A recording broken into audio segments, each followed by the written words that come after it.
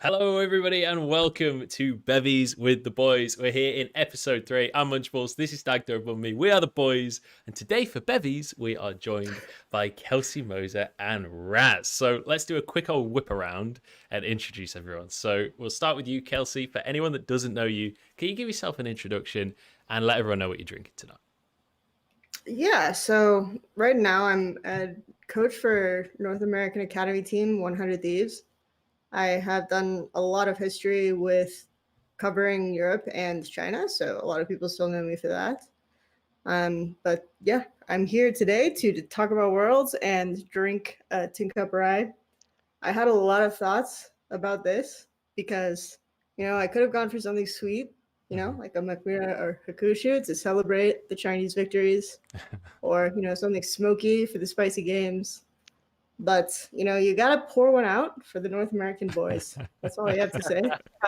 And as is tradition, when TSM and LGD are in the same group, I must drink my whiskey out of the coffee mug. So I thought you were actually going to pour some out onto your desk then, just for the sake of drama.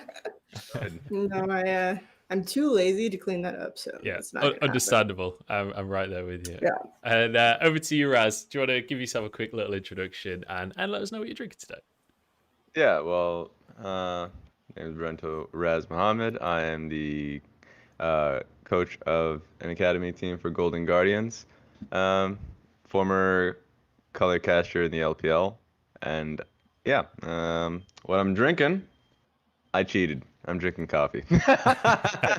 Just keeping myself awake. All right, I'm trying to survive out here. My nocturnal self. You could have gotten an Irish coffee. I was gonna say the exact Get a shot in there. All I'm gonna say is, you thought I would stop at one coffee. Notice you're drunk. I got 2 cups of coffee. Oh my goodness, he's going the other direction. See, double fist. I thought about doing the thing with like a mug of coffee and a mug of whiskey, like that. I thought that would be very appropriate because both of us are in America, so it is. I'm not gonna lie. But you know what? I have no shame. So I'm in Europe and I'm doing precisely that. Just in a there we go. different way. Dagda, do you want to go next then, mate? Yeah, so I'm going to be drinking Corona. That's my beer of choice today. I'm starting to mix it up a little bit. Very exotic. Move away from the Tesco vodka, get myself something a little bit better. But yeah, so that's what I'm going to be drinking. And then, yeah, I'm one of the LPL casters, in case people who don't watch the show a huge amount at the moment. Trying to replace Raz and failing miserably. But we'll keep trying anyway. Raz is irreplaceable. But you guys have been killing it. I loved it. It's not about replacing Raz, Rob. It's about carving your own part of the LPL. True. I'm going to be drinking. Exactly. I'm going to be drinking Spitfire, which is very patriotic. Which, for anyone that doesn't know, is the best aeroplane to ever have been created. It's the dogfighter that we used in World War I, and it's an amber ale from Kent. So there you go. I'm going to pour myself a pint. And while I do that, let's begin the conversation with, let's just start with kind of like a shotgun spray of what on earth has happened over the course of groups, because we've had some shenanigans, I think it's fair to say. But I will say there's been less upsets than maybe previous years. I feel like a lot of the results across the course of this week have been majoritively expected. Would you say that's a fair statement? Whoever wants to give that a go. I'll take it. It's fair. I'll take it. Yeah, I think it's completely fair, because like this is the first time in a long time that my pick'ems are actually just accurate, right? In fact, I think you got perfect pick'ems. The one aberration, 2 aberrations. The first one would being like I lacked faith from LGD after watching their plans, so I put them in last place. I think that one thing that actually like made it harder for me. And the other one is, what was it again? It was Group B. Oh yeah, Rogue. I actually had Rogue as third place, but they ended up losing. Those are the only real, I think, upsets in terms of like placements. Otherwise, it felt like every team that came into the tournament with certain expectation or strong ended up achieving that, from my point of view. So, I knew that the only way that TSM could win games was if Bjergsen went insane, and I knew that Shield was better mid laner, so I did not make that mistake, Raz. God. So I actually had that group completely accurate. I did not, however, I had G2 over Suning, and I had a Jingdong over Damwon. I don't think those placements are that controversial though, since they did both technically went 1-1 in the main part of the plan, excluding tiebreakers. So other than that, I think it's pretty normal. I had a conversation with Emily Rand before this, and we were gonna do a content piece that I can't release for some reason, but effectively, I said that if top esports doesn't go 6-0 in Group D, then it's really doomed for them. But then she made a very solid point, which is that Chinese teams will literally never go undefeated in group stage. So yeah, that's about it. I think with top esports specifically, it does not matter how good they look; they are going to drop a best of one. Like the amount of times I have seen Jackie Love just like forwards into 5 people just because he thinks that maybe he can pull this off this time and just die immediately across the course of the season. Dude, like if someone's going to try to take the 4v5, you don't know if you can. Exactly. You just don't. If you're not going to limit on the world, if you're not going to limit test on the world stage, when are you going to limit test really? Yeah. But that was the thing. Every single chat that we had about the LPL was like, yeah, top esports going 0-6 or 6-0 even. I mean, myself and Munch were there and be like, whoa, okay, they're really, really good. But at some point, something's going to happen where they just throw it away. And I mean, we saw today, there's always one that's going to go awry. One thing I will say, though, the game today was not actually just them, like, trolling. Like, I don't want to take away from FlyQuest, because I actually think FlyQuest played exceptionally well to close that game out. Because I've seen top esports come back from games like that before, and FlyQuest didn't allow that. I think they didn't have a lot of tools to come back. And the other thing that I will take from NA teams is they had to use level 1s to compensate for the fact that, honestly, their laning fundamentals are trash. So basically, every effective win from an NA team was with a good level 1. I like the fire that you're coming in with right from the start of the episode here. I mean, someone who works in the region has a lot of vitriol, watching the teams every day. Yeah, you've seen we've both seen a lot. Yeah, exactly. I'll say that I also like FlyQuest drafting for the majority of the tournament, especially when it beat top esports. I don't understand the idea of teams kind of foregoing Lilia, especially like the Grace Lilia trade has been a thing that teams have been doing a lot, where I feel like Lilia is just incredibly strong. But regardless of that, like I thought the Azir pick, and then I thought Azir was a really good pick. I thought the Nara into Urgot was strong as well. Like top esports kind of picked for comp for Knight, which like put him in a pretty bad matchup with Galio versus Azir. And of course, like not even necessarily for the lane, but I mean like especially for team fights, Galio is just so doomed going into that comp. So I really enjoyed what FlyQuest had for the draft. And that was just, I think, a constant that they've had throughout. But obviously, like, the top side was just so bad throughout the tournament, which really hurt them. So, and they also just do not ever play to top. Like, I understand that a weak side exists, but then just like never covering, I thought was an issue that I had. They just take their top laner's name a little too seriously, I think, honestly. I feel like that's really consistent with Santorin. If you watch his games, is that he just like will decide one side is doomed on a team that he's on and just never go there. Just never go there. Pretty much every roster that Santorin has been on, it has had like a lane where he just never goes there because he thinks it's not going to work out or something. I can't really say exactly why. It just ends up not. I also think that I thought FlyQuest's drafts were decent with the caveat that they understood that they weren't going to be able to play the really lane dominant style. And I think that this is a mistake that some of the other NA teams made, which was like everyone on Twitter was saying, play aggressive, just try. But it's if you don't actually understand the matchups, and the win conditions and how to actually punish, you're not going to be able to play those champs. And that's not something that you can learn in a week. Yeah. It's just not. So they just kind of stuck to something that was comfortable for them and that they knew how to execute to an extent, even if you watch the laning phases and a lot of it was really weird. They understood what they were doing within that context, and they knew they weren't going to play the lane matchups optimally, and they weren't going to learn the matchups overnight. And they just executed well on what they knew how to do. So that was fun. Yeah. I actually think that, and I'm just at the risk of like ping-ponging like different topics because I agree with that. I thought the takeaway that the audience or the fans had with Team Liquid's drafting was not the correct takeaway, where the first like 2 games, like the first one, the one versus Suning and the one versus Machi, those were really just for me. I thought this was such bad drafting, right? And then by week 2, or at least the second round robin, everyone was like, oh, now they're just playing really aggressively and all of that. And I was like, well, I mean, I feel like their compositions just have identity and that like they're just playing through their comp. And like that was something where I felt like if they had just played a scaling comp or whatever it may be, I would still back it because like that's just them playing to a reasonable draft. At least there's a goal there, yeah. Yeah, and I still like I agree with the sentiment of North American teams having at least like an understanding how to play against aggressive teams or being able to play more active.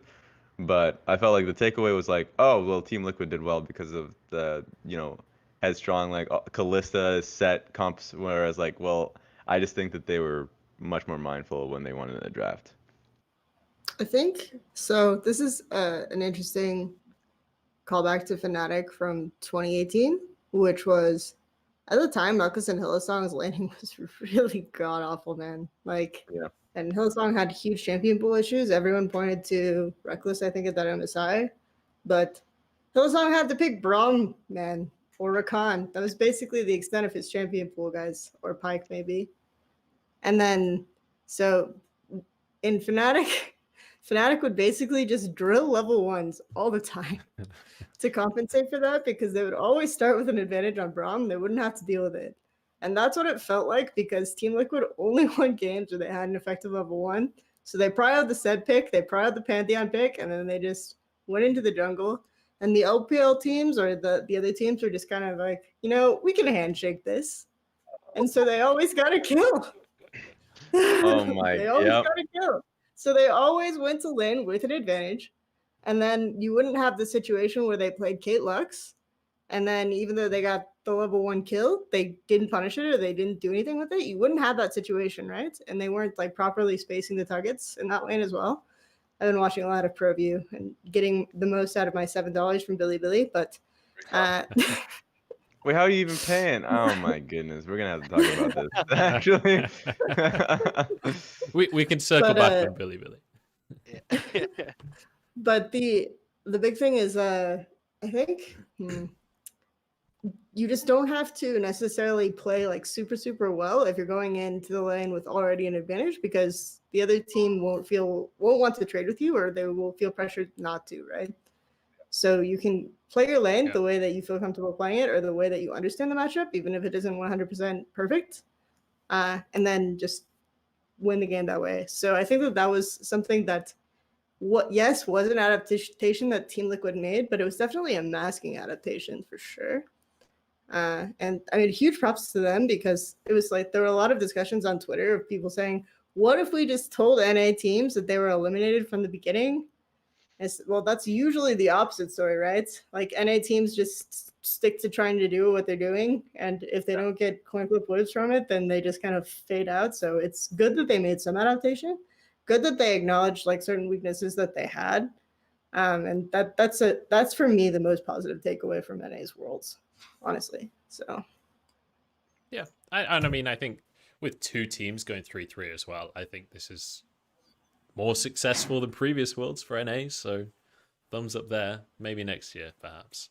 But let's talk about the groups quickly. I want to spend like maybe 15 to 20 minutes just going through each group, and we'll just hammer home the points on those at the end of this week. And then I want to talk about the quarterfinals because I think that there's a lot of conversations to have about the quarterfinals. The fact that we have an LPL bracket with one imposter and an LCK bracket with one imposter. I cannot believe we are only going to have one potential slot for an LPL LCK best of 5 this year. That is actually ridiculous, but we'll come back to that. So let's start off with Group A then. Suning first seed, G2 second seed, Team Liquid third seed, and then Machi in last place. And I think the most exciting thing about this was, first off, A, we got a tiebreaker, but B, we got to see Suning and G2 fighting out 3 games, and all 3 games were awesome. Bin got, I think, probably the best play of the entire tournament so far on the Gangplank.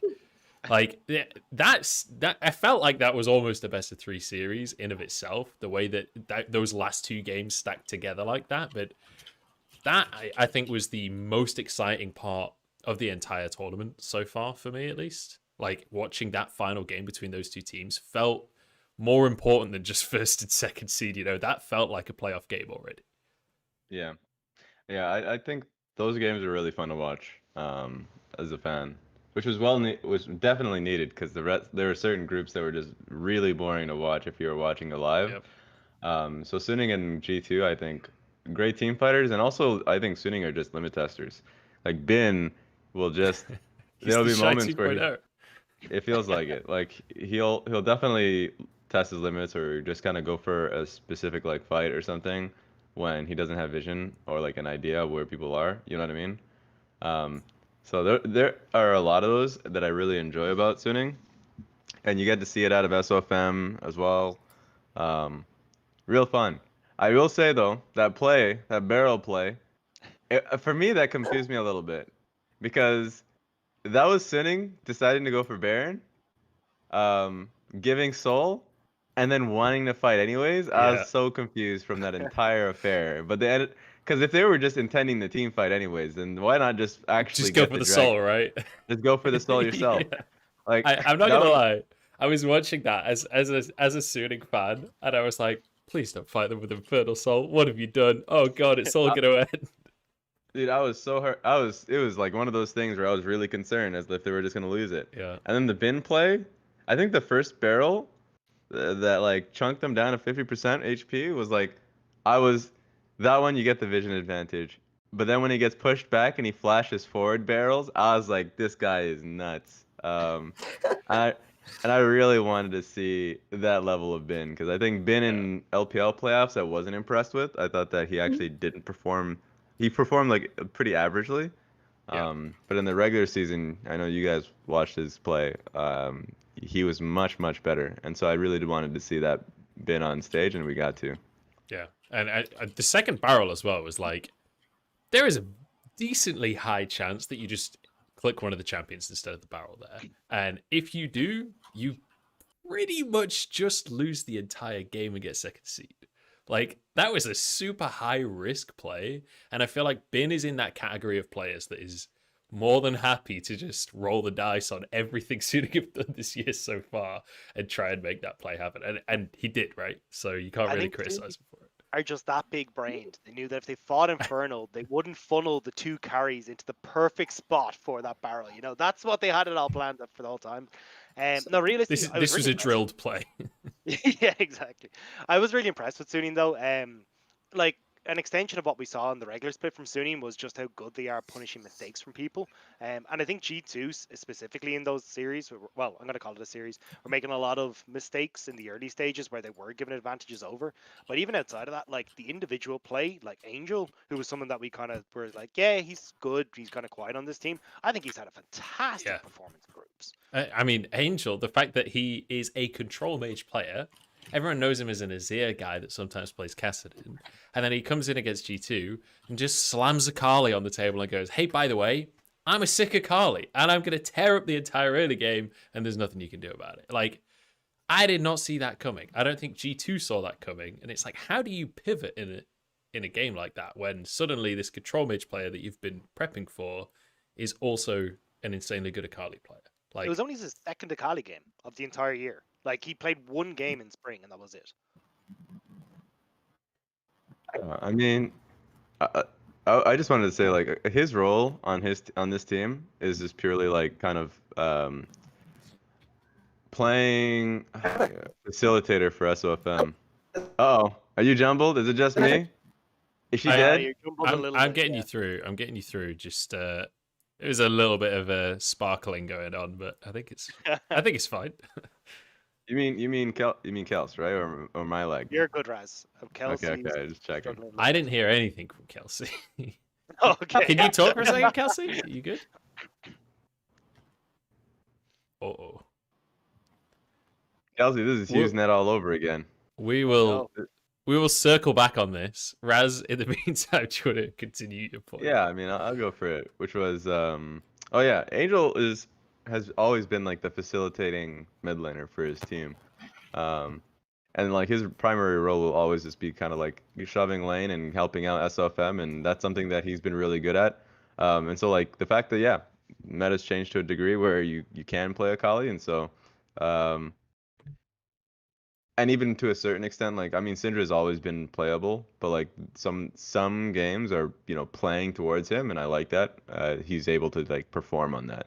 I remember following Angel from what was it again, when he was in LDL, named as Angelo. For me, I remember him as like a really strong team fighting mid laner that played for Tyloo.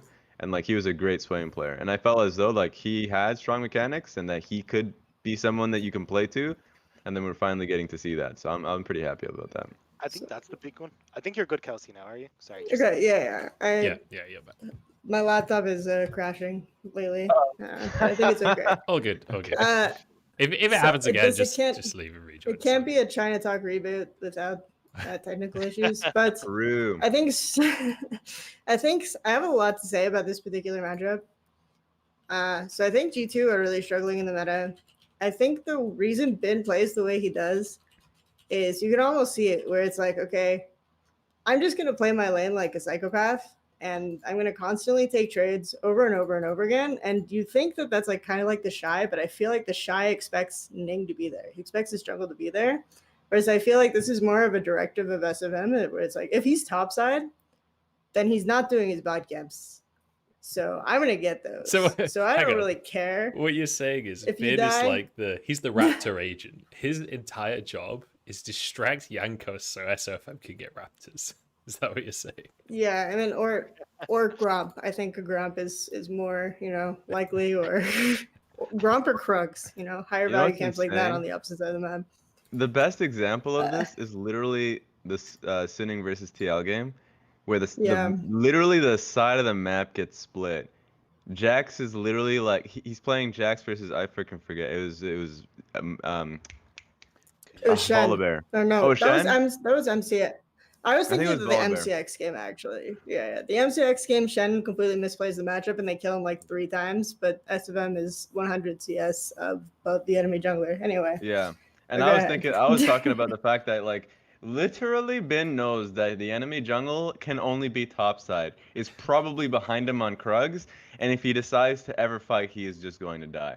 But he literally plays the matchup so disrespectfully because he thinks that what's it called? He can get a kill onto Impact, who's misplaying, quote unquote misplaying, and even if he is, it doesn't matter because he should just die in the gank. But like he just doesn't die in the gank, I'm pretty sure, if I remember correctly. And the fact that he even like this, he doesn't. Like it just gets misplayed. But the fact that he even goes for it just shows a sense of, in my opinion, he doesn't respect the like necessarily the team that he's going up against. Or to your point, which is probably the bigger reason for it, is like, well, for that game it's literally a split map, so it doesn't actually matter. That is disrespect. But for the other games, it's like, yeah, SOFM is just gonna get a lot more, and he has been. He's actually just been consistently getting a CS, an experience advantage versus the junglers. Yeah. And I feel like this group really illustrates kind of like this. I read this as a difficult group for Suning because I feel like there were a lot of teams that were going to play globals. And I think mid to late game, their covering of their flanks and their vision control is like really spotty. So they usually get flanked down really easily or they overextend on the map. But I didn't really think as much about the early game where most of the junglers in this group do not play for advantage. So SFM is basically never going to be contested on power farming. I think, honestly, G2's biggest struggle was not understanding how to do that. Because if we talk about the final game, the Akali game where Angel popped off, if you actually watch what Caps does, he pushes like 2 waves, doesn't get the crash off, immediately runs to Raptors, and then Angel is able to actually just crash on Akali. And then, like, if you understand that matchup, you know that lane's basically over, right? In the words of K-Troll, that's illegal.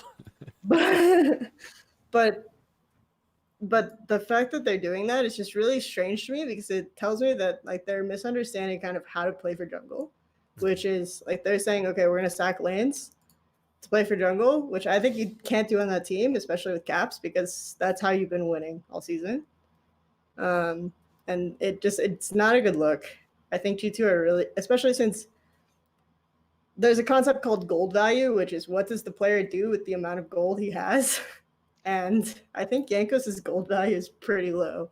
Yeah. Compared to like someone like SFM. So I want to ask you guys a question then. So like, and this we'll have this as like the last thing on G2, and then let's move to Group B. But do you guys feel like moving towards quarterfinals, G2 should continue to try and change styles towards having carry junglers and whatnot?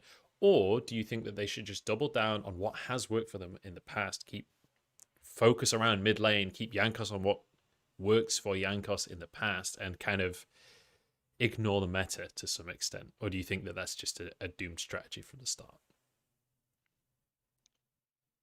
Do you want to go first, Dagda? Because yeah, personally, I think they need to stick to what they know. Like, I think Kelsey hit the nail on the head there. Like, the amount of games where I was watching where they try and even commit for a scuttle crab or something like that, and it's just, well, Caps is pushed underneath this tower. He's not able to roam first, and they all end up dying around the scuttle crab because Caps can't get involved. So I think trying to play more towards this style isn't quite working out for them. So I think going back towards something that can work for them, especially when I look at the plays that they would have been able to pull off immaculately if you go back like a season ago, which is these like 4-man dives bot side. Even they're pulling them off weird because they're trying to have Caps go up towards the Krugs to ward them, or at least have a look to see if SOFM has stolen them away. So I think going back towards, all right, let's just play our style and make sure we're playing it correctly is going to get them far further than trying to do everything at once and then misplaying on what has been fundamentally their strong point. So I think that it doesn't have to be either or. You can still play for, like there was, when I was watching the G2 TL game, the second one, and everyone obviously on Twitter properly identified, oh my gosh, Brox's topside, how did Impact not crash his wave? Holy shit, man. Like that kind of stuff. That was wild, wasn't it? Yeah, that was wild. But you can have like a free situation like that, and Jankos can still like invade the topside because Wonder can just hold the freeze and move if Impact is also moving, right? And then there was a scenario where there were full top camps up, but Yanko still went bottom. And obviously TL were kind of like trolling in that situation, so it was free kills, but there was a world where they could have used that pressure point to create 2v2 situations, won the 2v2s, and then just controlled the top side of the map and kept perma farming it, right? So I think that they can do a little bit of both. It feels like right now they're playing like an either or way, and I don't really like it. I think it just makes them look like they don't understand what they're doing. So it's I think you can't only play for lanes versus a team like Demon, because I think Canyon is too smart, and so they'll go out in quarters if they try to just like only play for okay, well, we're holding a freeze, we're gonna 2v2 with Set and Volibear, but Canyon is up like 100 CS, so I guess fuck. Yeah. Yeah, I can get behind that. What do you think, Raz? I think that they're decent, they're good at being able to play both styles. And even though I think they're best when like Volibear set meta has been a thing for jungle, so they can play for Caps or Wonder, whatever it may be. I think that their issues for me haven't been, I mean, like Kelsey's made her point on that as well, but another thing, their issue hasn't really been what style they're playing, but the decisions that they're making within the game. Like their level ones is probably for me a great example that's constantly kept like Jankos behind, has been pretty bad. One that I do remember, I think it was when they lost versus Team Liquid. I think level one, I think Nidalee and Ashe are great level one. So like if someone's contesting you on that one, you should be able to poke them off objective and just like basically lead them around until they either commit to the buff and you have Nidalee. You can literally just like Q smite it, or they just have to peace out because they're getting chunked. And like the decision to kind of extend or like push in and then die and lose all that, like that, the level 1 in terms of when they decided to fight, Yanko specifically, was poor. And then when this one was worse actually, when G2 went up against Suning and Yankos got his raptor stolen or something, and then he decided when his mid laner was basing to then cross the river into the enemy raptors and then just like basically kill himself. These are just really weird decisions. Like these are just decisions that I feel like are fueled by emotion rather than actually just like what's happening in the game. Um, so I think the comps are fine. They're all incredible. Like they're incredibly strong individual players in my opinion. Um, and they're smart players, they're veterans. So I think they can really work well with any comp that's given to them as long as they just can make calm, correct decisions. Doubling down on Raz's point for just their decision making for me has been real funky, especially looking at those last two Sunni games that they had. So like the first one that stood out to me was they tried to crash the wave with Caps on the Echo and then move him bot side, but they didn't have a big enough wave. So Angel just clears the wave, backs, TPs into the play bot side, and then Sunni end up turning that around. And in the very next game, they try and make a play towards Dragon again. They've no TP on Wonder Scion. He's miles back in base. You've got a GP in the top side is happy to just cannon barrage, and you've Sunni in a much better position. And again, G2 are trying to contest. So I think there's been a lot of unusual map decisions from them that I just wouldn't have expected from them coming into this tournament. And I'm hoping that they try and shore up in quarterfinals because otherwise they're just going to be decimated. On the plus side for G2, I do think that their kind of almost IG-esque approach of constantly playing for multiple lanes is allowing them to keep tempo in situations even when they're losing. And so their map control is like really, really good. I think, but yeah, I do think that there are some weird decisions that they're applying to strange situations. Like in the first Suning game when their bot lane was losing, G2 have consistently done a play where they'll swap like bot to mid earlier, and then they'll send Caps bottom. But in that situation, I felt like it made zero sense because they had TF. But usually, if they have those situations, it's like Caps is on a champion that they feel like can outplay the 1v2. You're losing a ton of map pressure by moving TF bots, stuff like that. So it was just really strange. So I'm going to put a pin in this conversation, but let's return to this a little bit later on when we talk about the quarterfinals, because I think there's more to delve into here, especially in their matchup. But let's talk Group B, and let's just blast through the groups quickly, and we'll keep the conversation a little bit lighter, and then we'll talk about our top teams in their quarterfinal matchups. So Group B, I mean, there's not that much to talk about in Group B, honestly, in my opinion, in that PSG and Rogue, I feel like, were kind of doomed from the start to an extent. JDG, though, winning out the second, I mean, honestly, it's a bit of a heartbreak for JDG, right? They win the second best of one once they get blue side. Like, everything looks fine and dandy. They look like they're contesting maybe the best team in the tournament based on what we had seen at that point.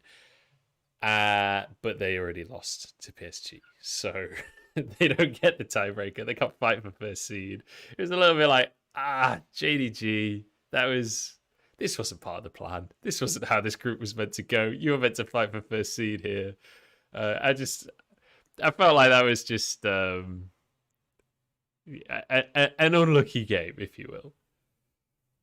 The draft against PSG just made me so sad because I just looked at them and went, if they fall behind at any point in time, they are absolutely fucked. And then they went and coin flips like the first 5 kills, and I was like, what are you doing? Why is this a thing? Yeah. And from that point on, like, fair dues to PSG, they played it incredibly well, but at the same time, I was just looking at it like, you've tossed the game away in the first 6 minutes, and you haven't got an opportunity to really come back into it. You've no engage tools. You've got a Kale that even if she gets the late game at this stage, the other team is just too strong. So yeah, they just didn't really give themselves many opportunities, and the one road that maybe looked like they could win through, they just closed it off straight away. Go on. I mean, like, for me, looking at the draft, and I remember thinking this at the time, is more so like, what is Galio meant to do? Because if you have Graves, Kale, Galio, Ezreal, Karma, like Ezreal, Karma, like that's fine if you want to contest for lane. It may be difficult versus Kaelin, but like it made sense. Like the Graves and Kale pick, like if you're picking Kale versus Orin, then you're like, okay, well, I mean, it's very clear what you're trying to do with your comp. You're trying to play sides more frequently, and then like Ezreal Karma can just be strong like in their trio mid. So like as the game goes on, you can just have Ezreal Karma contest through mid and poke and push, and all of this made sense. But the Galio doesn't really have a purpose, and so like it's just gonna be really awkward for him. I don't necessarily need an ulting partner with Galio ever since like he Nimbus Cloak exists and all that stuff, but they just didn't have constant wave clear if they wanted to play to sides. Was literally the only thing. So. Or they just didn't have they didn't have the wave clear if they wanted to play the sides. They didn't have like an ability to play like a 1-3-1. Like, how'd you feel about the comp actually, Kelsey? Because like for me, it felt. I know Kale comps in general are pretty awkward, but I think like they don't really have an opportunity to pick their fights, but I don't mind the Galio because I think you can play for like after a few initial waves, like Kale does kind of get prio. You can play for topside control, and then when Graves invades, like basically with the Galio or the TF, you're basically just looking to pick a fight somewhere, and then Galio will ult on top of Graves. So Graves like going in was more the ult target. I think Graves is not too bad as an ult target here, just because Syndra's the only one who can feasibly kill him that easily if you have Galio ulti, but you do get kind of guided, so it's a bit unlucky. I think that if Ezreal Karma are able to get out of this lane normally, then they can kind of play it, but that Karma is still not like the best My problem was the Karma, honestly. Like, I feel like Karma is just not a good facilitator for 1-3-1. And since some of the Karma nerfs, if you're not getting an advantage in lane from her as support, then she's just really the most useless champion in the game. So for me, that was. Oh yeah, you finish your point. I do this. Yeah, so for me, that was like the weirdest thing is because you could have something that, I mean, was okay. They did ban Pantheon, but even going something like Nautilus Blind or whatever is more preferable. Or if you want to be really spicy, you can go like Pike or something. I don't know. I wouldn't pick Pike here, but you know what I mean. Just something with an engage tool.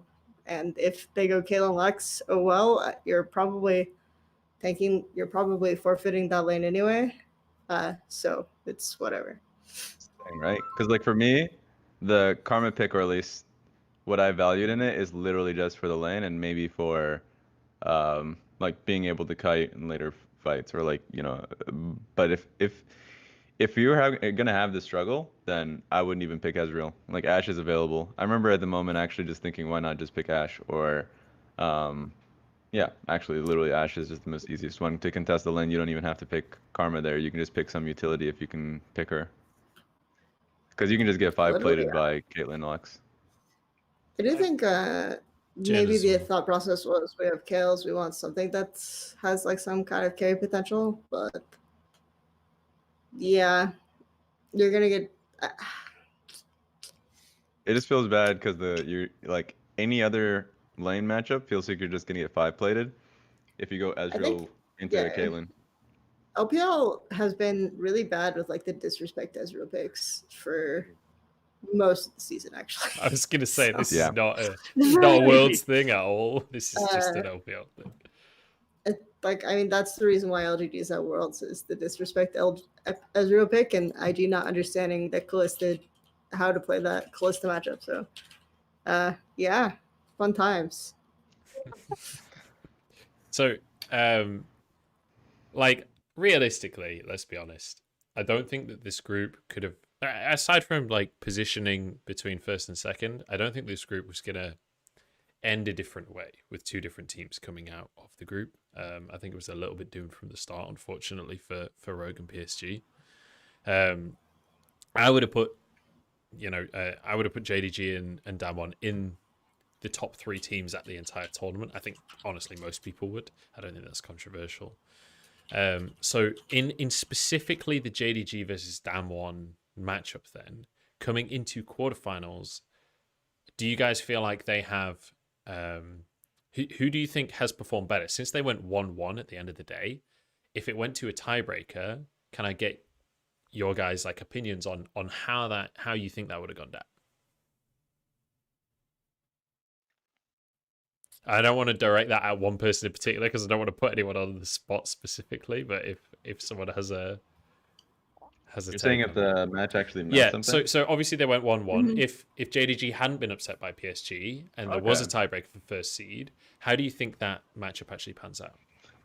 I mean, I think that'd work out really well for Damwon. I think Damwon, their greatest strengths have always been getting topside, a huge advantage within the lane, and being able to kind of carve into the enemy jungle with that.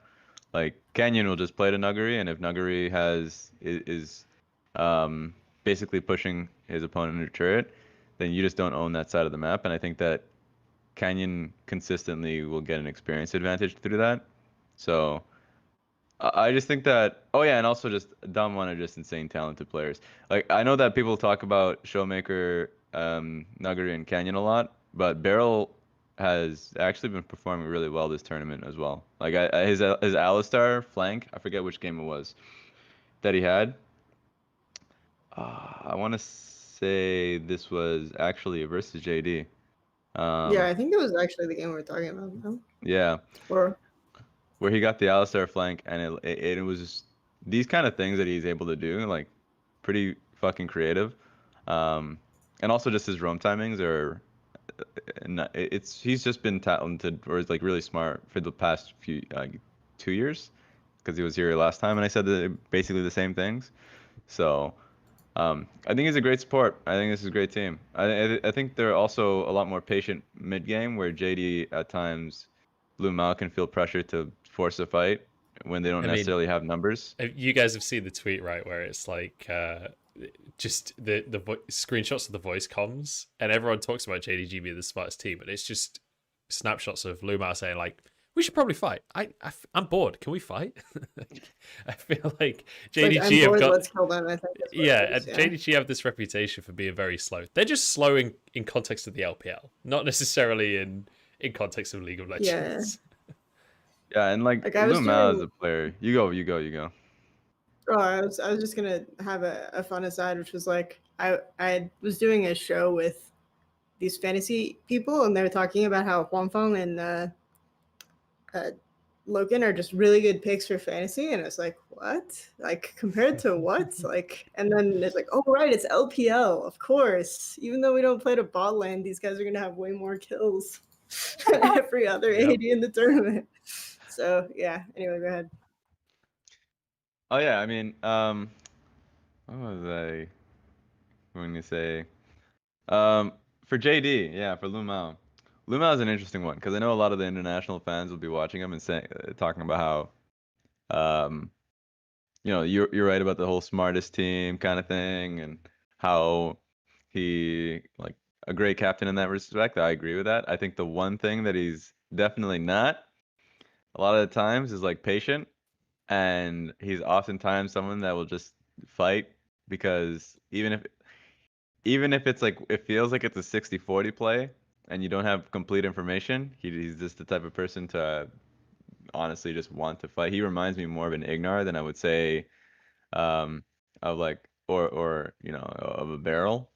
So it's interesting that they've kind of gotten this reputation, and I mean it's obviously for good reason with how they played this split, but it's just I feel like it's a new thing that it's happened rather than a consistent throughout his career. I wonder whether that's like a conscious choice from him, or whether that's like a feeling of things are too quiet right now. We got to do something. We gotta take control. We gotta force a fight. Kind of the MLXG meme of things are a slight advantage for us. We need to get a fight to get full control of the situation. Either way, let's conclude the. Dagda, did you want to add anything to the conversation? I have the opposite take, so I was gonna wait for Raz to finish. Oh, sorry. Go on. Take it away. But if Dagda has a different take, then I'll let him take it as well. If Dagda thinks JDG are better than Damwon, then I'll let him take it. Sorry, yeah, I kind of think JD Gaming, I was kind of the same. I think I think their drafts have been a little bit funky, but definitely as the games have started to go on, I think Veteran made a really good point the last time he was on, which is like we're starting to see the same Damwon pop up all the time because Damwon treats scrims like they do the stage game, and I think teams are starting to figure them out a little bit. And I definitely think we saw that in JDG's game where they're able to figure out how they could play the early game. Obviously, as we started to move in towards the mid to late game, things started to fall apart a little bit for them. But certainly, I think within a series, I think JDG can pivot and maneuver a lot more so than I think Damwon could. So I think if we end up seeing them in a best of 5, I would give it to JDG. But with one more game, I think it's kind of a toss up as to which way it lands because Damwon are so good. But I definitely think over a best of 5 series, I think I'd give the edge to JDG. So I think that it's interesting that Raz talks about taking random fights because I feel like Damwon they just fight everything. Like it's actually crazy. I think that in this actual matchup, JDG takes smarter fights than Damwon. So I was just like really confused, really interested that Raz had like the absolute opposite take.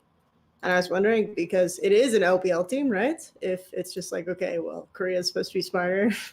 Yeah, They usually are smarter. So I just want to bounce off of that before I give it to Raz because I agree with you completely, Kelsey. At MSC, I literally said Damwon is the most LPL LCK team, and JDG are the most LCK LPL team. Right? It feels like they're both in almost the wrong regions. Not necessarily, but I agree with the sentiment entirely. Like I think going into this tournament, I said JD and G2 are the only teams that I trust to consistently make trades in situations where the fight is not like as favorable, right? Whereas I think Damwon just draft to fight everything and actually fight everything. And I think we did see that in this game. Like it started with the top scuttle where Nibiri was just like going full in for that fight. And then it was just after that, everyone was handshaking the fight, even though JD had that advantage. So, and then actually ended up having a better draft for a scaling team fighting team, and they didn't pressure the Kalista matchup, etc. So, yeah, I mean, for me, I think that they're like JD are smarter about the fights they take. Like, I don't see other teams when they have a completely whack, awful draft use the fact that I'd be able to identify that they have a pick potential with their mid jungle as like Lisa and Galio. Recall, like, give up Herald, recall 2 minutes before the dragon, or 3 minutes, I think it was, like 3 minutes, just have full control of bot side vision, just keep that full control of bot side vision and sit there and wait for a pick because they know that's the only way they can get the goddamn dragon because their draft sucks. But they have the ability to get these picks. Like, I don't see teams do that, even though it's really obvious, but I see JDG do that.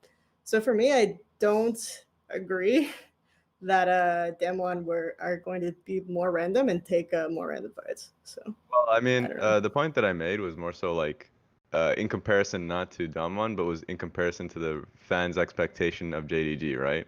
Like the fan expectation of JDG is that they are the smartest team, like just flat out. And like Lu Mao's reputation being built in as like I wouldn't say as a calm player, but like as a very cerebral player, where literally feels like he's a person that just wants to fight, and kind of comparing him to Ignar. Funny enough, I mean I completely agree on the sentiment about Damwon. If I'm giving it to Damwon over JDG, it's not for like quote unquote being the smarter team. I just think they're better players. Like they just literally have the better top lane individually, the better mid lane individually, the better. you think I think it's better pretty. than Zoom, yeah, individual, and really? like for me, yeah. Really? I think. Huh. That's Yep. controversial in an LPL show, Raz. I'm not gonna lie. I think no, because they first of all, I think kind of just setting the stage for it, like they're completely different players in how For they sure. want to play lane. Because Zoom is the type of player that actually would play more facilitating picks like Orin, and I know he didn't do this for this tournament. This tournament he conformed more to like the Camille's and all of that, like the actual carry tops. But for me, he's always been someone who plays a facilitating role. He will still get resources, but then he would like be more of a strong team fighting top laner, and that's how I viewed him, and that's how I kind of watched him. But for me, Nuggery is currently I would see as the best top laner like toe to toe with 369 in the world. Like just how like individually rather than like I'm just based off success. So I don't know what you'd view it as. I'm actually interested in how you see it. So I think if you really like the top laners who play like almost really for 2v2s, like maybe Ben's like this where he plays really aggro, like the Shy is like this where he plays really aggro. It was actually really funny to hear the Shy's criticism of Nuguri last year because he does the exact same shit. Yeah. But I think like if you like those types of players, then yeah, Nuguri is pretty good. Like his coordination with his jungle is really strong. I think that in the context of LPL, Kanavi gets a lot of hype because JDG play better for jungle than most teams. Yeah. I don't actually think LPL plays like people are saying Eastern meta versus Western meta. It's like no, LPL doesn't really play for jungle that much. Yeah. But I think that he kind of gets overrated in that context. But at the same time, like they don't really play through their lanes, so it's just kind of weird. They're such a weird team. But if you watch, like Zoom gets like incremental advantages in situations where he basically understands that it's 1v2. Like his wave manage is really, really good. And if he gets a gigantic timer, he's not going to stay and like push the next tower. He's not going to look and fight for topside jungle. Probably he's going to use his timer to go bottom, fuck shit up, go mid, fuck shit up. Like basically, if Zoom gets a lead, his understanding of the map and the way he can get an advantage is so much better, I think, than anyone else at the tournament. So I actually think Zoom is crazy because like he gets incremental advantages in his lane. If you actually watch the way he plays Survive Side, it's pretty nuts. You know what's hilarious is and the trade windows that he takes. So like I think he's not as flashy as like Nuguri and 369 because they're not going to play for top the same way that other teams will. But if you, like it's almost like crack for people who are top lane and like the 1v1 because it's like he really understands like how the enemy jungle is pathing and how to play his wave as a result, which like is not expected of an LPL top laner. So I think Zoom is really, really good. Zoom is top lane crack. That's a headline I can get behind. I literally, by the way you had framed Zoom is just how your team plays. I'm just putting this out there, just so you know. It's like just like literally fake God. Yeah. Okay. No, like in the mindset of like, all right, I have a small TP bot, and it's like, but like I think different mentality of how you want to be able to get leads and use your leads. What I love about Nuguri is that yeah, he is very selfish with how he gets it. Even when he plays Lulu, he's doing it literally for the matchup to squeeze as much of a lead as he can, harass under turret as much as he can, and like, yeah, support his jungler and be very mindful of where his jungler is and aid him. But of course, to try and come out of lane with as huge of a lead so he can be helpful. So like, this is something that I think is like super consistent with them.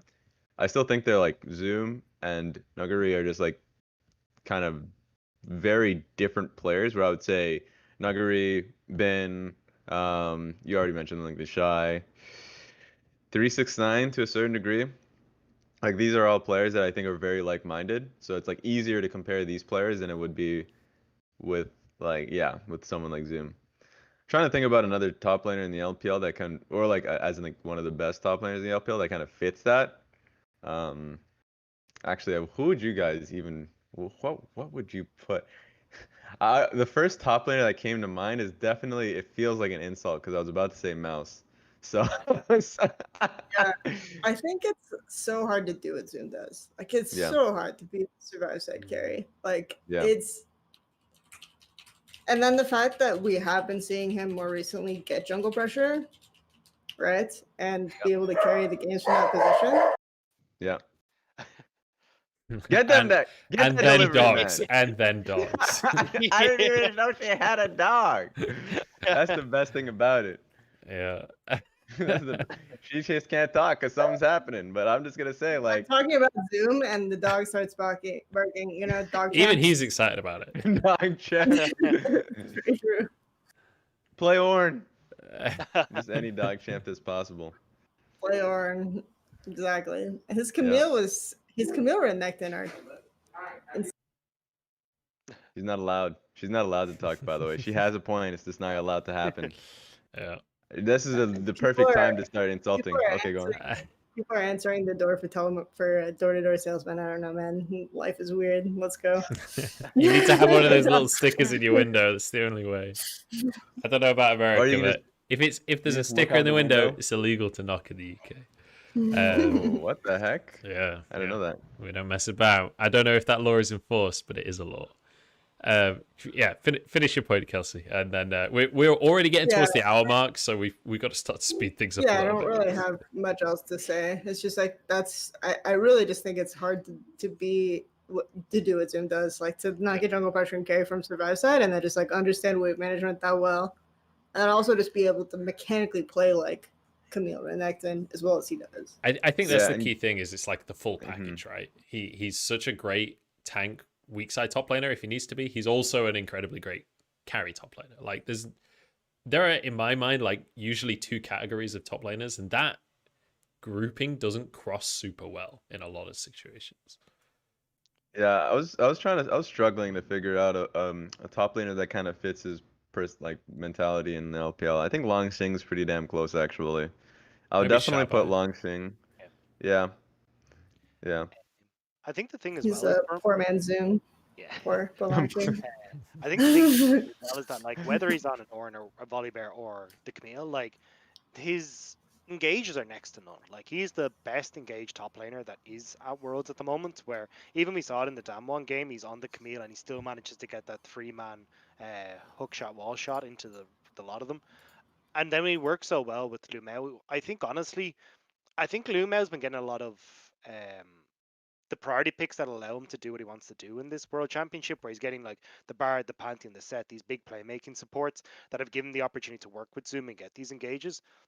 I'm curious to see if Lumeo actually does get target banned alongside, like, and they take away a lot of those big engage tools.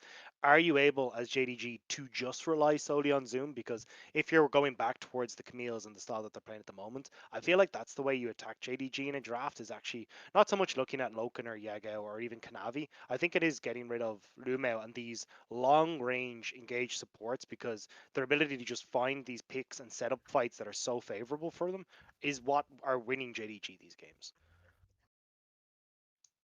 I would kind of. It's interesting because I think what JDG have done poorly during groups, or at least like have been kind of, I guess exposed in, is that if Kanavi doesn't have a strong start in his games, like if he gets put behind, and I think honestly this is the case for every team, but I think it's especially important for JD, because they tend to play around Kanavi and want him to get an advantage early on. Is that level ones obviously have been kind of fucking him. And if they don't if teams kind of tunnel him into a decision-making tree where it's like, well, the only way you can actually get proper experience is if you go bot side, and then even then, like basically if he gets fucked in the early level, they don't really have someone that can bail them out. Like a lot of the times, they're not necessarily the best laners across the board, and so if you can get JD going into mid game on deficits just through either the picks that they've had in lanes, and Kanavi's being targeted, then I think like that's been a real struggle point for JD. So yeah. I would have fully agreed with you. There's one game where they played against BLG in the regular split where Kanavi got completely screwed in the early game, and then they were able to come back. Now it's BLG, so obviously take that with a pinch of salt. Yep, they're a shit team yeah, right now. Exactly. So that's the thing. Hey, Media's pretty good. This one game with BLG, like okay, Yeah, I'm already tuning out. I feel like one game BLG. Yeah, my point is. So hear me out, still- Vici. yeah. But I still think there are moments where we can see the JDG can still play back and still rely on Zoom and Lumeo to set them up. But I certainly don't think they're more detrimental to falling behind as a jungler than any other team. I think they can still rely on Zoom and Lumeo in these team fights. But obviously Kanavi is pretty instrumental, but I definitely think it isn't as big of an issue. I think Lumeo and his impact is a little bit higher, especially since we've seen like even when Kanavi takes picks like the Silas and he does fall behind, they're still able to find these opportunities to get picks and wins. All right. Well, I'm gonna put a pin in this one, and I'm gonna move on because we've done 2 groups. We've not even thought about quarterfinals yet, and we're at the hour mark. Are either of you guys the guests on a tight schedule here? Do you have other things coming up very shortly? Do I need to just like blast through at this point, or are we good to still cruise Yeah, that on? couch, I might sleep on it at some. No. Absolutely, I have no Okay. other obligation. Last still week we were have on quite a 3/4 tight. of this bottle, so I'm Okay, good, sweet. you know? I don't Yeah. want to like rush the conversation if everyone's cool to just converse, but if I have someone's more got to drink now that the ice is melted. So we'll take that as nice, a positive. that's always that weak watered down coffee is always what you buy it for at the end of the day. Exactly. All right, Group C. Let's talk because this one, TSM aside, does anyone want to say anything about TSM before we move on? Because I kind of want to talk about the teams that are going to move on in the tournament, but They didn't discover the magic of level 1s, therefore they were fucked. There we go. I feel like there was more to it than that, though. I feel like there were more issues than just level 1. Okay, I can talk about the most ridiculous thing I saw TSM do the entire tournament. Okay? I love this. Let's go. All right. There have been a lot of them. There have been a lot, but for me, the most mind-blowing thing was in the second TSM Gen G game. Not the okay. Everyone's immediately thinking of the Lilia thing. No. This is way before that. Ericsson has like a huge advantage, right? He's 2 kills up. He knows that he should be freezing and denying BDD at this point, right? So he's Lucian, and he has a good freeze, right? Okay, like wait manage check mark. Check. But he's standing like under his turret, like just so he can barely last hit the creeps in the freeze. And BDD is doing the same thing. He's standing up and he's just using his Q to last hit the creeps in the freeze. So neither of them are breaking the freeze. But I'm just like, Gurkson. If I'm coaching Gurkson after this game, I'm sitting him down. I'm just like, Gurkson, do you know why we freeze? Yeah, it's like, what is the point? What is the point to freeze at this point? Do you know what we can get out of it? Because It's this man. this is not it, man. This is just not it. I was just like, what the fuck? Look, I just want the minions near my wave because I like being close to home, you know? I get a little bit homesick if I get too far up the lane. So let's just both equally farm here, okay? I can stand under the turret and feel safe, man. Like I think Lucian with 2 kills. I think for me, the one thing I hated about watching TSM play was like the lack of confidence in certain instances. Like obviously everyone will also remember the level 1 where Alistar just had flash pulves and you're like, well, I'm pretty sure you knew you were gonna get invaded on. So like, where was the surprise and why did we need it to flash pulve? Like that one was a weird one from Biofrost.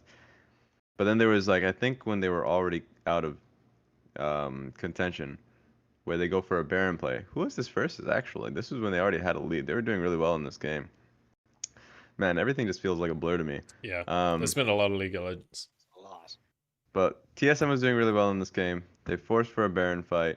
And at this point, like, I'm just watching Spica just fall to like 10% HP on Lilia.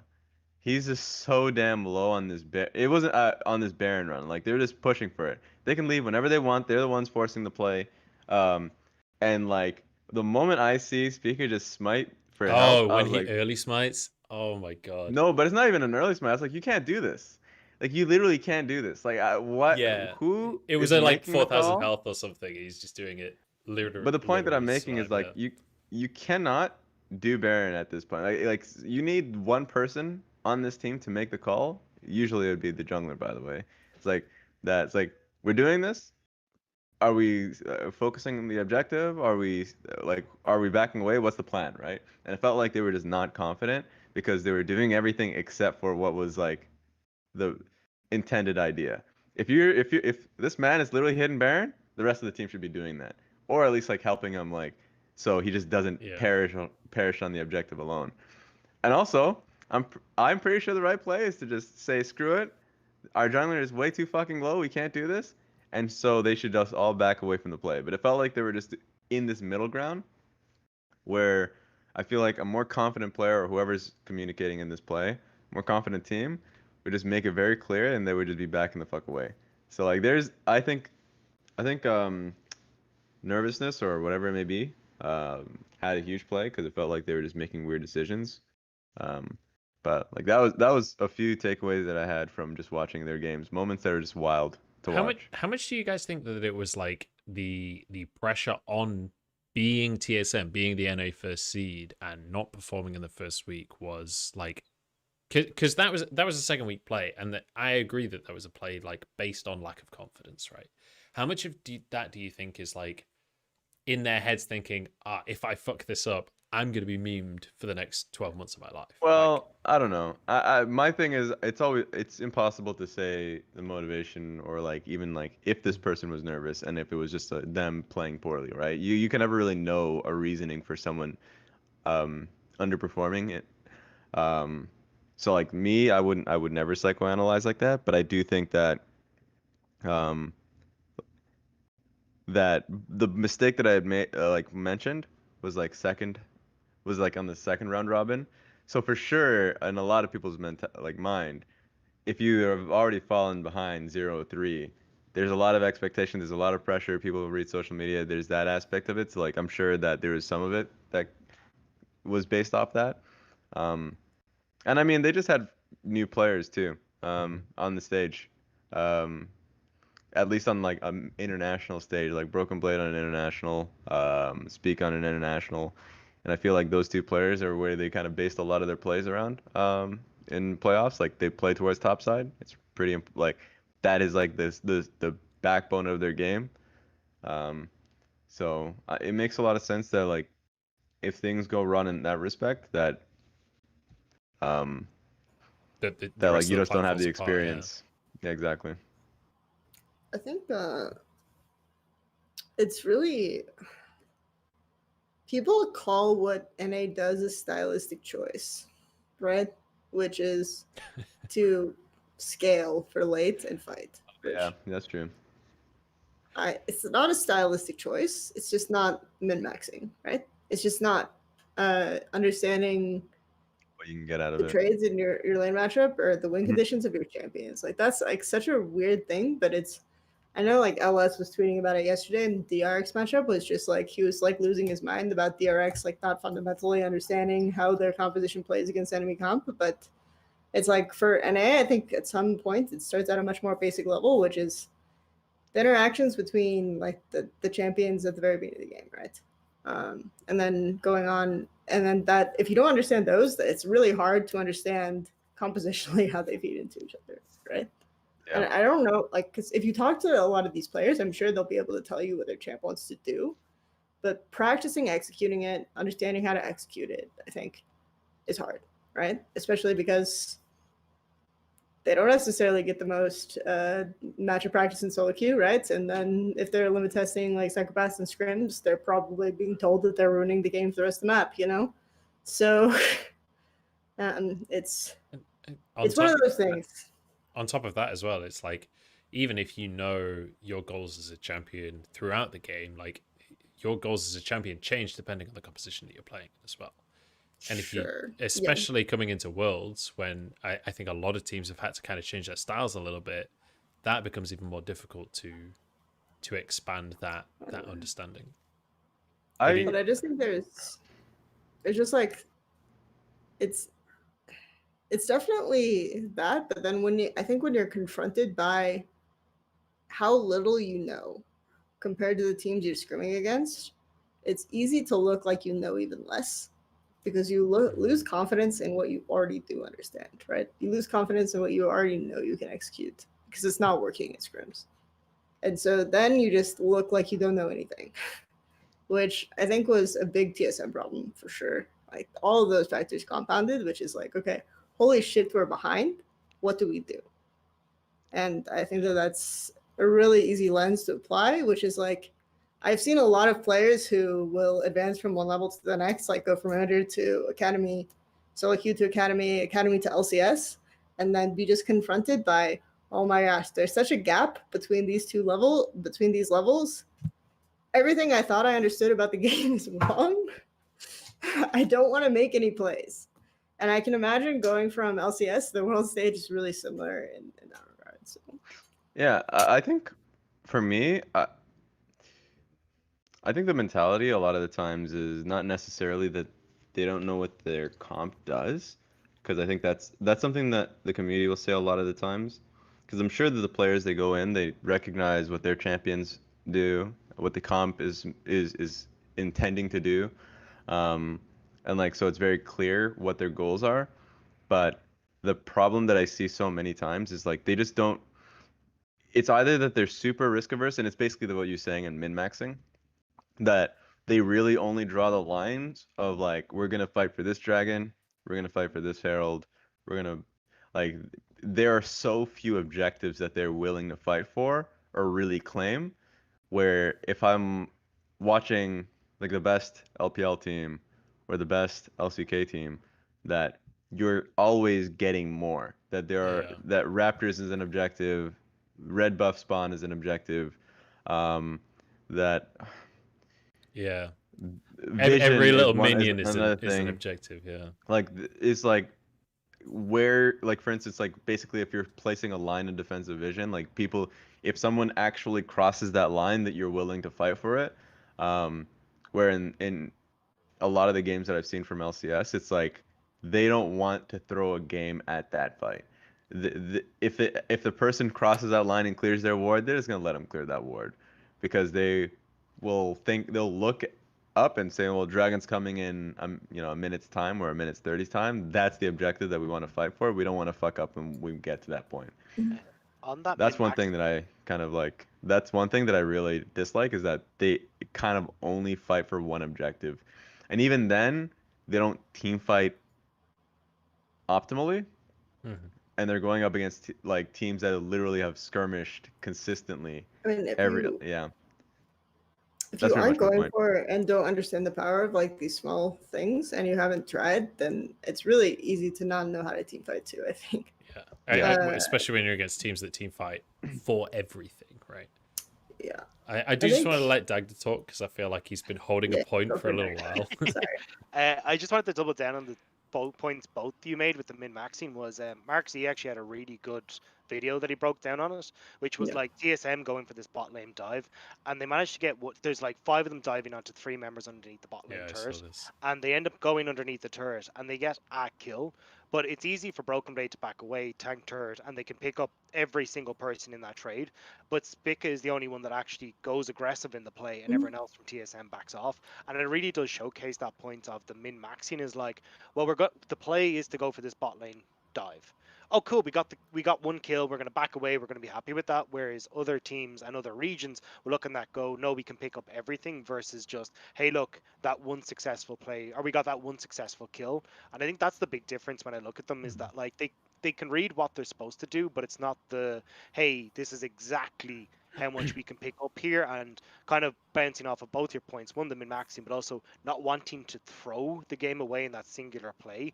They're not willing to just push the envelope that little bit more, which could knock the game in their win, but they just don't want to take that last step. I think the phrase he used is they don't have the killer instinct that other regions have. Yeah. I think it's like kind of a circular thing though, right? Because it's like, I think you develop killer instinct by having confidence in your champ, right? And how your champ plays. Yeah. So if you don't know that, or you don't feel that, then you're not going to have killer instinct, right? But if you don't have killer instinct, you're probably not going to limit test to get that as well. Yeah. So it's kind of a weird vicious cycle. I do think we see this a lot because, like, obviously NA has always been the LCK copy region or whatever. So you see this a lot from like LCK veterans as well. But they have had the cycle of newer players who are willing to try a bunch of different other things that we haven't had as much, right? So that's like a whole other can of worms that I don't want to get into. So I'm going to move the conversation away a little bit from NA as a region, and I want to move on to the rest of Group C that actually got wins. So Gen.G first seed, Fnatic second seed, LGD third seed. I'm not going to lie, guys. After play-ins, I'm amazed that LGD got 3 wins. Like, this is maybe the most inconsistent team in the history of Worlds. That's obviously not true. That's a very ridiculous statement. But like, how can a team like LGD have games in play-ins that were just so appalling versus some of the games that they played in this group actually looked really exceptional, like an actual one of the best teams in the tournament kind of level. Like, it feels like the difference between their bad games and their good games is incredibly dramatic. Is it though, really? Because I'm thinking about the Gen G LGD game from the last day, and I'm thinking about that the double flash after the Volibear, and that's it. That reminds me so much of when he was playing against Rainbow Seven, right? And he goes for the top dive and dies, and then Jose Ododa just takes his entire top side. So I'm just There like, we go. hang on. So what you're saying is like every single game they're just like rolling a d20, and it's just like whether the play works out. That's the difference. Sure. That's the inconsistency. I mean, I think I knew going into plans even that this team was going to be basically just like, Sia, it can carry the game or not. That would be the team, and that would be the game. They're basically I like, agree. in a weird sense, like TSM light, you know? I guess, yeah. So, And how hard can Peanut? or not, or our TSM LGD light. I don't know, man. But like, because Peanut was a TSM got lot pretty better than destroyed play-ins. Peanut by was a lot them. better than he was. Either way, I knew that was gonna happen. So I was kind of whatever on them. I'm more surprised that think they got 3 wins than I there's- am than that they got 3 I think losses. that there's a history of teams that suck in play-ins performing like pretty well. I think in general, this is probably the worst showing from a team. I guess like Clutch went 0-6. But in terms of like play-in teams in general, I think that this is like one of the worst showings from a play-in team. Or in terms of play-in teams in general this year, because none of them got out of groups. Like none of them got out of groups. Whereas historically, Rude. like you've had Cloud9 get out of groups, you've had EDG get out of groups after like Yeah. losing into Infinite Esports. Nice. Team WE do basically the same thing.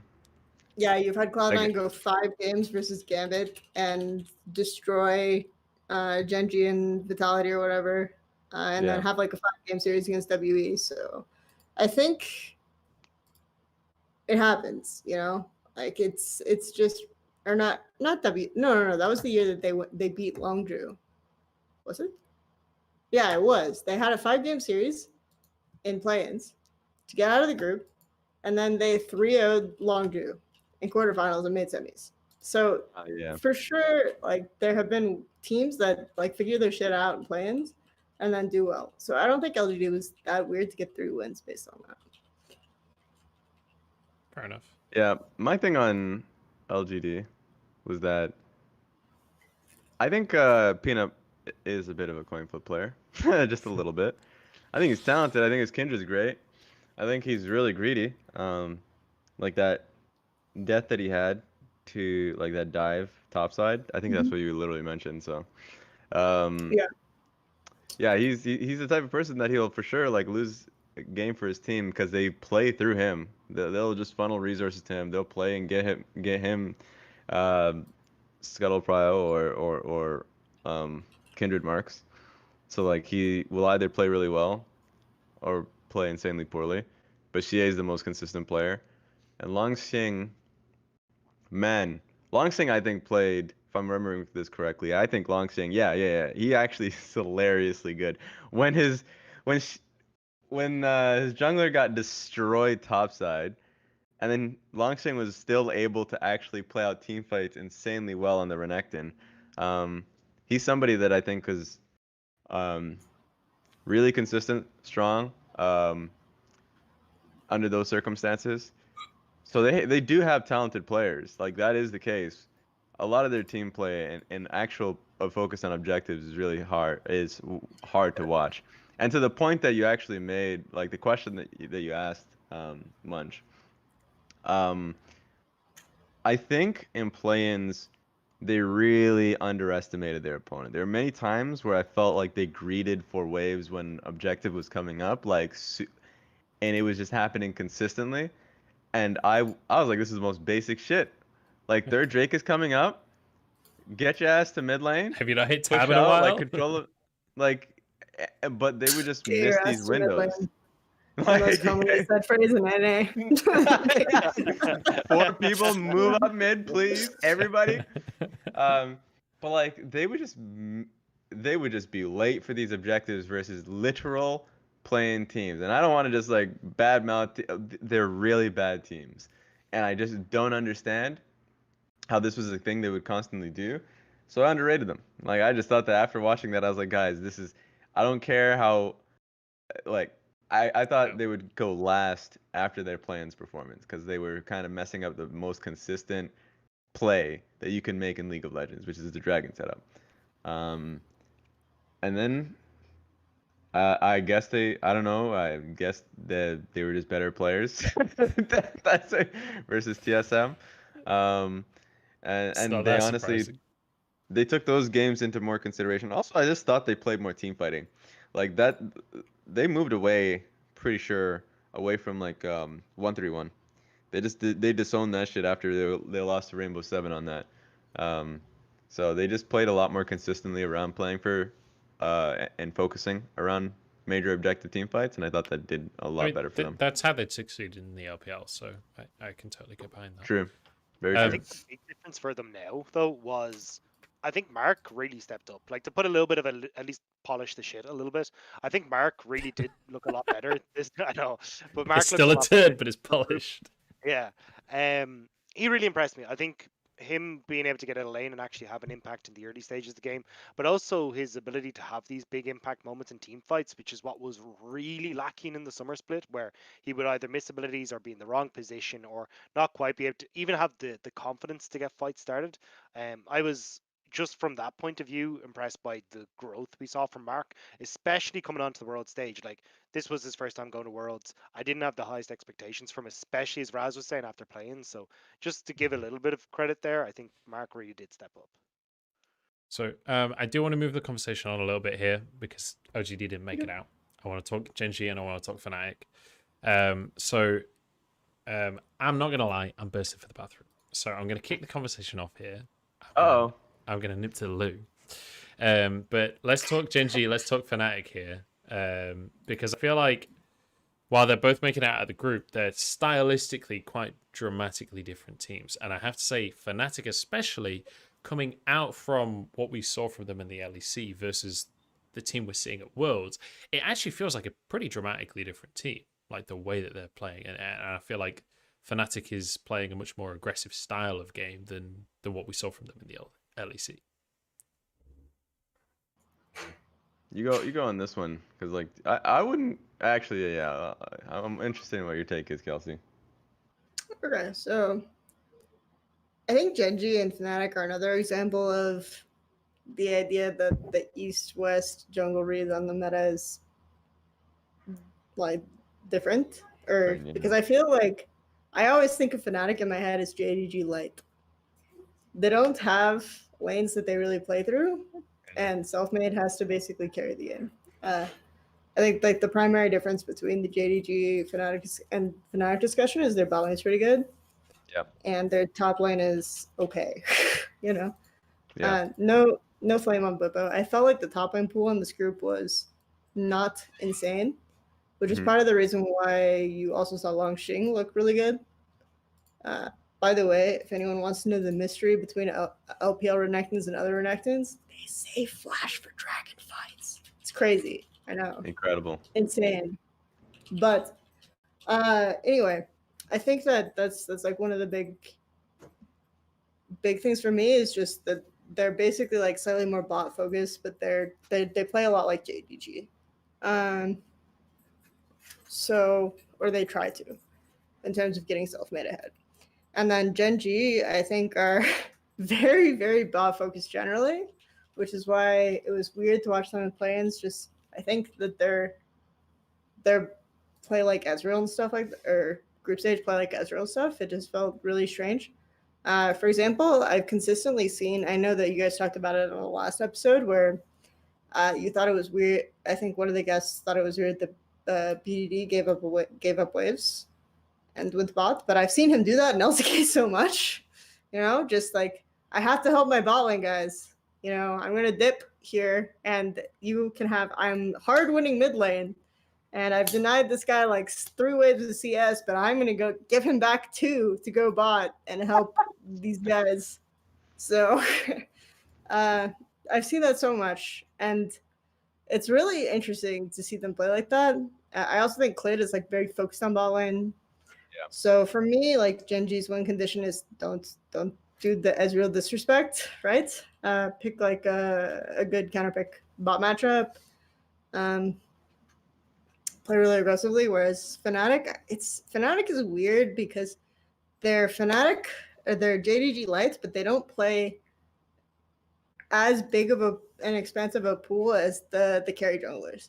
Like, I lost my mind watching LEC final when enemy team picks Shen and they respond with Gragas. It's like, yeah, this is definitely they save last pick for Gragas even. This is definitely a champion you're gonna completely out farm on, right? Like, you're gonna carry the game through this Gragas. So yeah, actually, I don't understand their. Yeah, you finish your point first. I agree with it. So Fnatic's like a really weird team where you can see the way forward for them to play, but they're really hit or miss on it.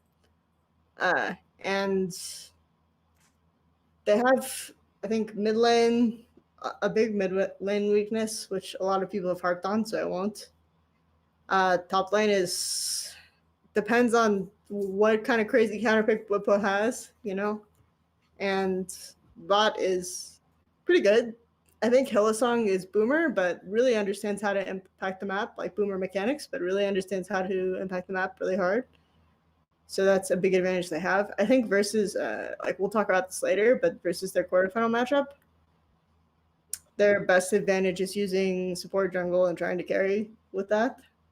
Because they are going to play, I forget who they're playing, but that was my assessment at the time.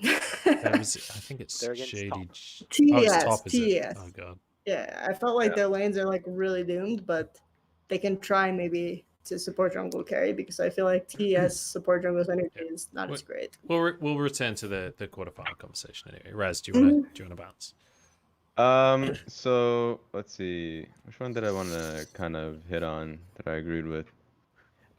I'll just touch on on Fnatic a little bit more. So like Fnatic, I think they had a really weird group, because I agree they play through jungle. That's how they win their games. Self-made is incredibly strong. Oh yeah, the point that I wanted to bounce off, which is like the jungle pool. Like, they're a team that just doesn't play Nidalee, which I'm really surprised about, because it should just fit really well in how they want to play the game. And she's such a high-prio jungle that I was really shocked that that's just not something that Fnatic is willing to play. Because I don't want to say that Selfmade can't play that shit, because I'm pretty sure anyone, like, you could definitely play Nidalee. So this is more so them not. Challenger and A players not know Nidalee cancels with like 200 plus games played on that job. So but anyway, keep going. Hey man.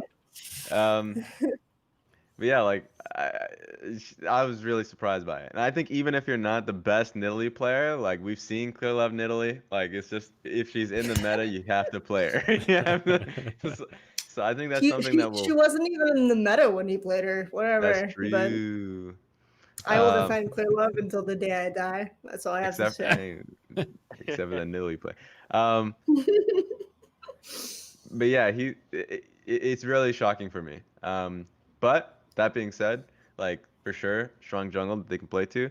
I think that they've had strong side lanes too in that group, and I think one thing that I think will be a big change when they go up against top esports is the fact that they've been getting a lot of just stomping bot lane games. Versus Genji when life went no flash versus Leona. First of all, like Rakan versus Leona is pretty tough for Rakan to make a play in the matchup. I'm pretty sure, at least for the laning phase. It's actually just I know it's been recently a debated topic because of Tenacity, but like it's hard lane for Rakan to actually do something in that lane. But then now you're not even gonna take a huh? Pre-mercs, yeah. Now you're not going to take flash in the matchup. It's one thing that I just did not understand from life, and I think Fnatic did a great job to just punish his ass. Like they just went down bot side, even brought in self-made on dives and just made it really difficult for that lane to actually do anything. Because it was also an Ezreal lane as well. So they were just doomed in that game. And then I forgot who else they went up against, but like they really punished a level 1 with Ashe and just got a huge advantage with that one as well. So it's not to say that they Hillsong and Reckless are not playing really well. I think they are playing really well, but it's just not going to be the same case when they go up against Jackie Love and Yuyanjia. They need to for sure rely on jungle, and if they're going to do that, then Nemesis and Whippo has to play well. Like they need to be able to have their solo lanes perform well and support self-made on his pick. I know you don't want to talk about the actual quarterfinals, but just kind of like as a main takeaway from me in groups was that I just don't think a lot of what Fnatic was able to do in this group will translate. And I think that this, from watching this group, I actually think this group was weak. Yeah, I agree. Yeah. So I think it was competitive, but because there wasn't as my assessment going into this group was I put teams in an order that I thought like seemed plausible without thinking about it too much, because I didn't think any of these guys were contenders past like quarters. Yeah, I agree with that. So, but then I ended up getting it right. So, there we go. Apparently, not caring is the secret to getting correct pick'ems. So, yeah. So, Dagda, did you want to say anything on Fnatic, or should we talk Genji? I agree with the guys. I think, I know Raz, it was the LGD game you're talking about, that Ashe one, where they end up getting that early kill just off of Mark going in, where he goes in for some strange reason. But yeah, I think they kind of rely on those early game chaos where they can get ahead, and specifically with Hylissang being able to pull it out and play the map super well is where Fnatic are able to shine. But I think as they start to go up against top esports who should be able to keep them under control a lot better, I think just then individually they can't match up against them, and that's really where they're going to start to fall behind. We'll talk about this more later, but yeah. Well, it's okay. We'll revisit. So Genji then, final team from Group C. I feel like Genji just kind of played like Genji from the regular split majoritively. I don't feel like Genji showed much different than what we've already seen from them in the past. I think that they are an incredibly strong late game team fighting team. And correct me if I'm wrong. I feel like Kelsey's nodding a little bit. Raz is looking a little bit skeptical. But to me, at least, it was like, okay, if BDD and Ruler look exceptional during the team fights, great, we're on a good one. If not, then it's not going to look fantastic. If the other team can get ahead of us early and outpace us, Genji are going to struggle. That was my read on it coming out of the group. Yeah, I just thought they were playing towards top side a little bit more frequently than I expected, that I've seen from them in regular season. Mm-hmm. So Rascal was getting a lot more resources and treatment, and the ability to kind of play his lane out. I think he lived up to that as well. I think he did better than he has previously. Yeah, for sure. But I also just think that the competition within that group wasn't strong as well. So I do think that he was playing well.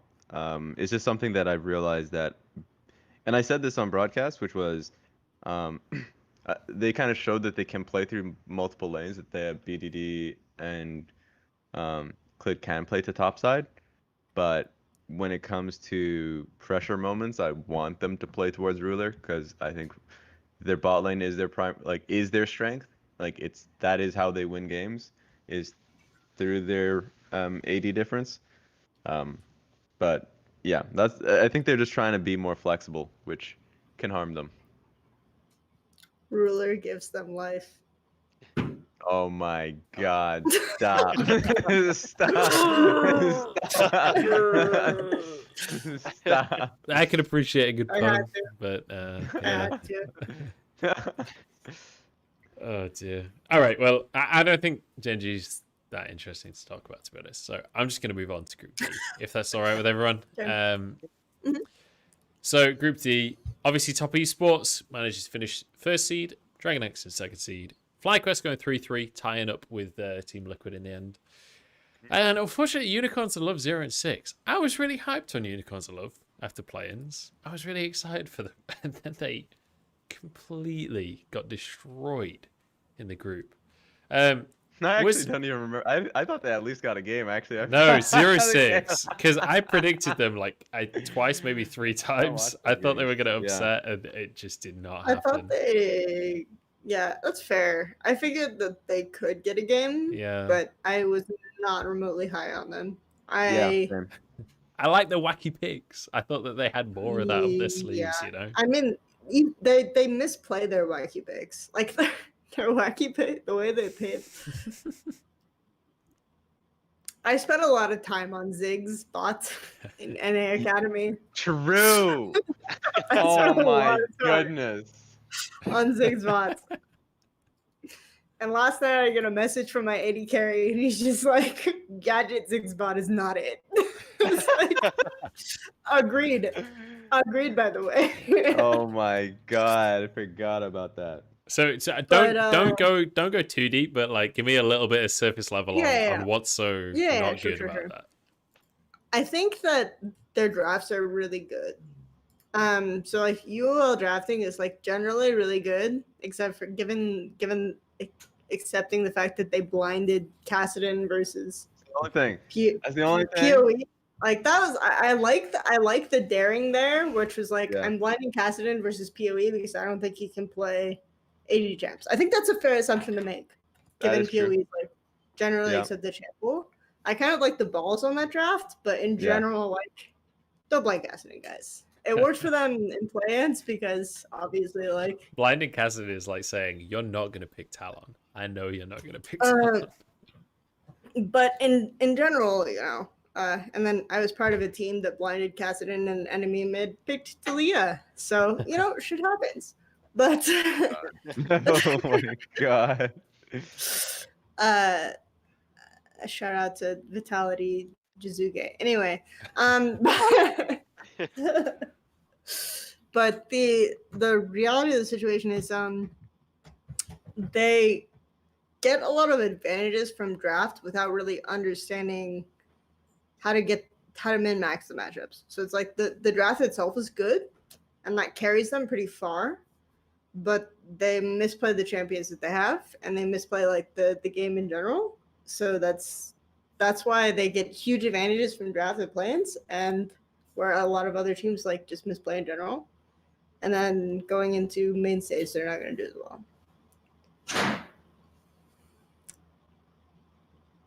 All right. Well, if no one has anything to bounce, then let's move on from unicorns. So let's talk FlyQuest a little bit here, because I think that they've earned it, especially today. Like, my heart goes out to them, honestly. I wish they'd had a better first week. I'm not going to pretend like I can analyze FlyQuest that well, because they did way better than I ever expected them to. But coming out of the group, I feel like they've made an argument for themselves that they are maybe the best NA team alongside Liquid. Would you guys put them? Would you guys say they achieved more than Liquid, or where would you put them there? Or is that too abstract? If you want most impressive individual game win, probably FlyQuest. If you want in general better performance, probably TL. Yeah, I would agree with that, because of course, like there's the top esports game. Yeah. And I do think that FlyQuest they're a team that is more willing to, obviously, like Team Liquid changed that by its second round robin, but FlyQuest are a lot more of a limit testing team. Like if they see a fight, they will go for it. They have Ignar, so like that's inevitable. And I mean, their players will buy into that, and I think that's a really great thing about that. So I think that's probably the benefit that FlyQuest has had over their North American compatriots. The biggest problem is obviously just like I think I mentioned it already, their top side of the map. So like top side of the map is non-existent. Like it just doesn't exist. They ignore it. It's not there. They play mid to bot. but mostly mid.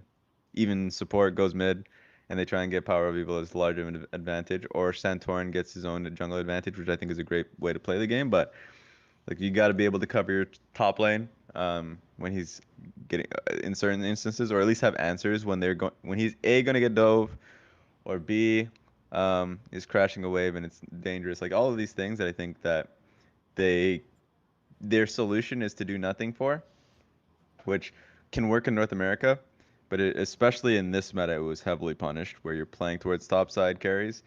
You're just gonna get picked apart. And even their finals versus TSM, I honestly believe that's how they lost.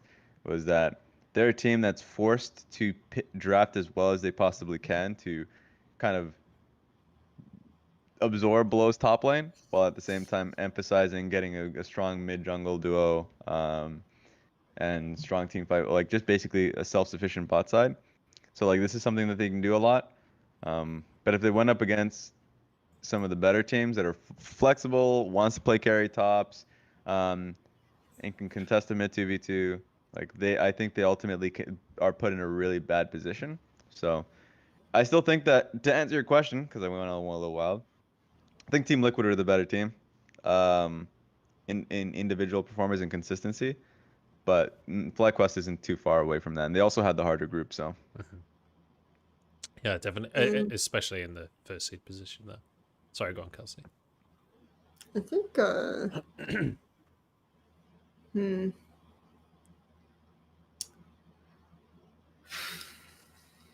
wasn't it like those were record This is a games? tough The point. DRX game was like 0% jungle proximity to top lane. That's like the record for worlds is 0% jungle proximity to top lane. oh my god, I think that's really? what it was. Yeah, I mean, no. The stats, the LoL Esports stats tweeted that it was like literally 0% in the DRX game today is the new record. Oh my god. Was that the Jungle game Rock. where he literally had like the Jace was literally at his turret, his Yeah. inhibitor turret? Yeah, that's wild, isn't it? Yeah, so I don't know. That's basically what I have to say there. I think one thing that I will comment on speaks for is itself. so a lot of people were talking about ball lane in the TES game. So first of all, Lux Sprint / level 1. And having watched a lot more of Jackie Love You Yanja, I think it's actually insane how well Jackie Love does in lane with Yanja as a support. Because that guy is It's coming so out. Yep. It's coming out, guys. He burns I Flash thought- level 1 versus Blitzcrank. And then he just fucking walks in. It's fine. It's fine. You know? Whatever. But it's like that happens. I actually think Wild Turtle is one of the better laners in NA in bot lane. I think his team fight positioning is really bad. And he's really bad in general as a result, but his laning understanding is actually pretty above average in LCS. So the fact that they did kind of well in NA is good. Or they did kind of well in lane is good. They actually used the lack of flash advantage, which is kind of crazy to point out as like a positive thing, but I felt like there were a lot of times where LCS teams and worlds didn't really identify that they could pressure a flash disadvantage. So yeah, that was pretty good. Just like those types of basic things, acknowledging them, executing on them was really good for FlyQuest. It's crazy that I'm praising that. I was gonna say that's There we rough go. because that's a low bar for a world's It's team. crazy that I'm praising that, but that is like legit. Just understanding basic fundamentals is what won them that game. So good job. Like that's impressive to me from an NA standpoint. From a non-NA standpoint, let's see how much further we can push that, right? So. Dagda, did you have anything on FlyQuest, or shall we talk about the top two teams here? No, I thought, kind of playing on what Kelsey said, playing through those fundamentals are nice, like seeing them exploit the bot side lack of flash. I was a bit confused by the Urgot lock-in by 369, but I think, again, FlyQuest did a nice job of punishing that.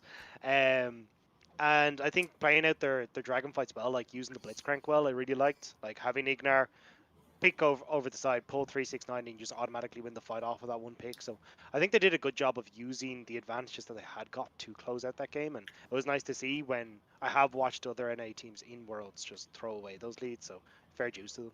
Yeah, it was nice to see Ignar I think. on his Blitzcrank as well. Just like the lack of rocket grabs that he throws, like you see a lot of situations before a team fight where he will just hold that for the longest time and just like pressure and pressure and pressure and pressure and buy a huge amount of space for his team, which you see even in competitive. You see a lot of Blitzcranks just go for the 50-50 throw instead of just hold it and use the space that you can buy with that. I didn't mean to interrupt you there, Kelsey. Oh no, I was just going to say I think I remember blinding Urgot versus Raz once and going 0-6. So it's just funny in this particular context. That's funny. But in fairness, is a weird pick. My brother path thought and should not have in that particular game. Yeah. So it was like same situation. Very. Urgot is just annoying. Urgot is the most annoying top lane pick because like I honestly think he's just safe. He's a safe top laner and he pushes out, so like that's something you just have to be aware of. But I think the Gnar pick into Urgot is really good because it's just like even though Gnar can be a little frustrating because you're just waiting on items and it's not nearly as impactful as picks like Renekton, especially at 6. The biggest issue that Urgot has is like if you're kited back consistently, then it feels like you literally can't accomplish much in your games. So that's the only thing. Otherwise, I think Urgot is a good pick. I like Urgot. It's just you have to cater to him. You can't just have a random Urgot in your composition. All right. Now you can have your jungler path bot in that game. It would be really unfortunate. Anyway. All right. Let's very quickly talk top esports and DRX, but then let's hit on them properly in the quarterfinals because we are rapidly approaching the 2-hour mark. So I feel like we should start to speed things up a little bit. So top esports and DRX obviously both played very well across the course of this group. Top esports, we already talked about the loss versus FlyQuest, but across the group, obviously looking incredibly strong. I think it's fair to say that in individual play, there are some of the best players in the entire tournament on this team. But there are also a couple of issues for this team. You guys already mentioned Yanja, for example, is a bit of a glaring hole. Like, do you think that top esports have any other like big issues that are going to be showing up for them over the course of the next few games? Kelsey's nodding like crazy here. Yeah, for sure. I have hated Karsus pathing all year. Absolutely. Actually, no. Spring, it was good because it was good for the meta. But as soon as they changed jungle XP, I've just despised almost every fucking game Karsus plays. So, Again, guys. Yeah. I think this guy will play for expected skirmishes. He'll play for counter gank. Yeah. That's the best way to describe Karsus pathing is he plays for the counter gank that he imagines will happen. Mm-hmm. And my feeling is if you aren't, so in that situation, you're often pathing towards a side of the map where you're not getting prio, right? Most often than not. So the easiest counter to TS, in my opinion, in this meta is to just invade that side of the map because his laners probably can't do anything. He loses his camps and then he's really behind. Yeah. I think the reason why playing to jungle is meta, and I don't know why I have to explain this, but some people don't understand. But the way jungle XP works is if you have 2 prio lanes, from draft, the expectation should be 2 level advantage on your jungler. You can't do that in any other role. You just can't. So I think that's why playing to jungle right now is just so insanely OP. TS don't do it, and that's a very exploitable problem that they have. Dagda, do you want to bounce on this? Because I know you have like a pretty succinct way to describe the way that Karsa plays in regards to this team. Well, I agree with what Kelsey was saying because I actually had this conversation with Lyric back in the middle of summer. Was really strange watching Carsa do this. Every single game was strong side to weak side clear, and he just meant that he lost out on the scuttle, and it was really frustrating me because I'd watch all the games and be like, "Why in the name of God are you doing this?" And I talked to Clement about it, Clement Chu, and he was kind of saying, "Look, I mean, exactly what Kelsey's hit the nail on the head is he does play very heavily towards his lanes and looking towards counter ganks, and the whole idea is, well, if I can just let my 3 lanes do their thing, I've got Jackie Love Knight and 369. Chances are they're coming out ahead, so just let them do their thing. But I do agree. I think it is something that it can be exploited, where if you end up invading on that side, you end up killing them, setting that behind, getting kills onto, say, that bottom lane. Well, Yuyanja is massively exploitable. Rookie also coming onto the world stage, mispositions a lot quite in lane, so and even goes overly aggressive in lane as well, where he can get caught out. So I think if you're able to set this in motion, and the team you can definitely win. And the team that we saw that with was V5, like way getting in, invading early, getting a lot of those kills, and they turned a lot of that advantage in towards that bottom side of the map where they had PP God and SamD work through it. So if any team is looking to exploit them, I think you just look at what V5 did and just replicate it. Raz, do you agree? Do you think that's a And I fair pretty assessment? much I pretty much echo the counter jungling point. I can't yeah, it's something that I think top needs to be aware of. If a team just plays their lanes out, isolated, usually top would think that that's something that they should be happy with because they just have like individually like better players or um yeah, they just, like basically they would see themselves as better players and that would work well for their comp as a whole.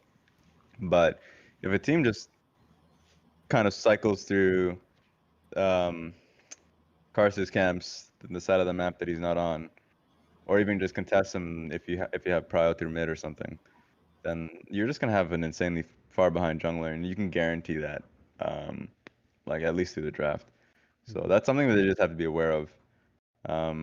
Like top is not a team that is necessarily always getting leads in their early games, and if it is, it's because they're just like the first FlyQuest game they had was like they just had better skirmish. Literally, they just played better, which is the hardest thing to ever hear.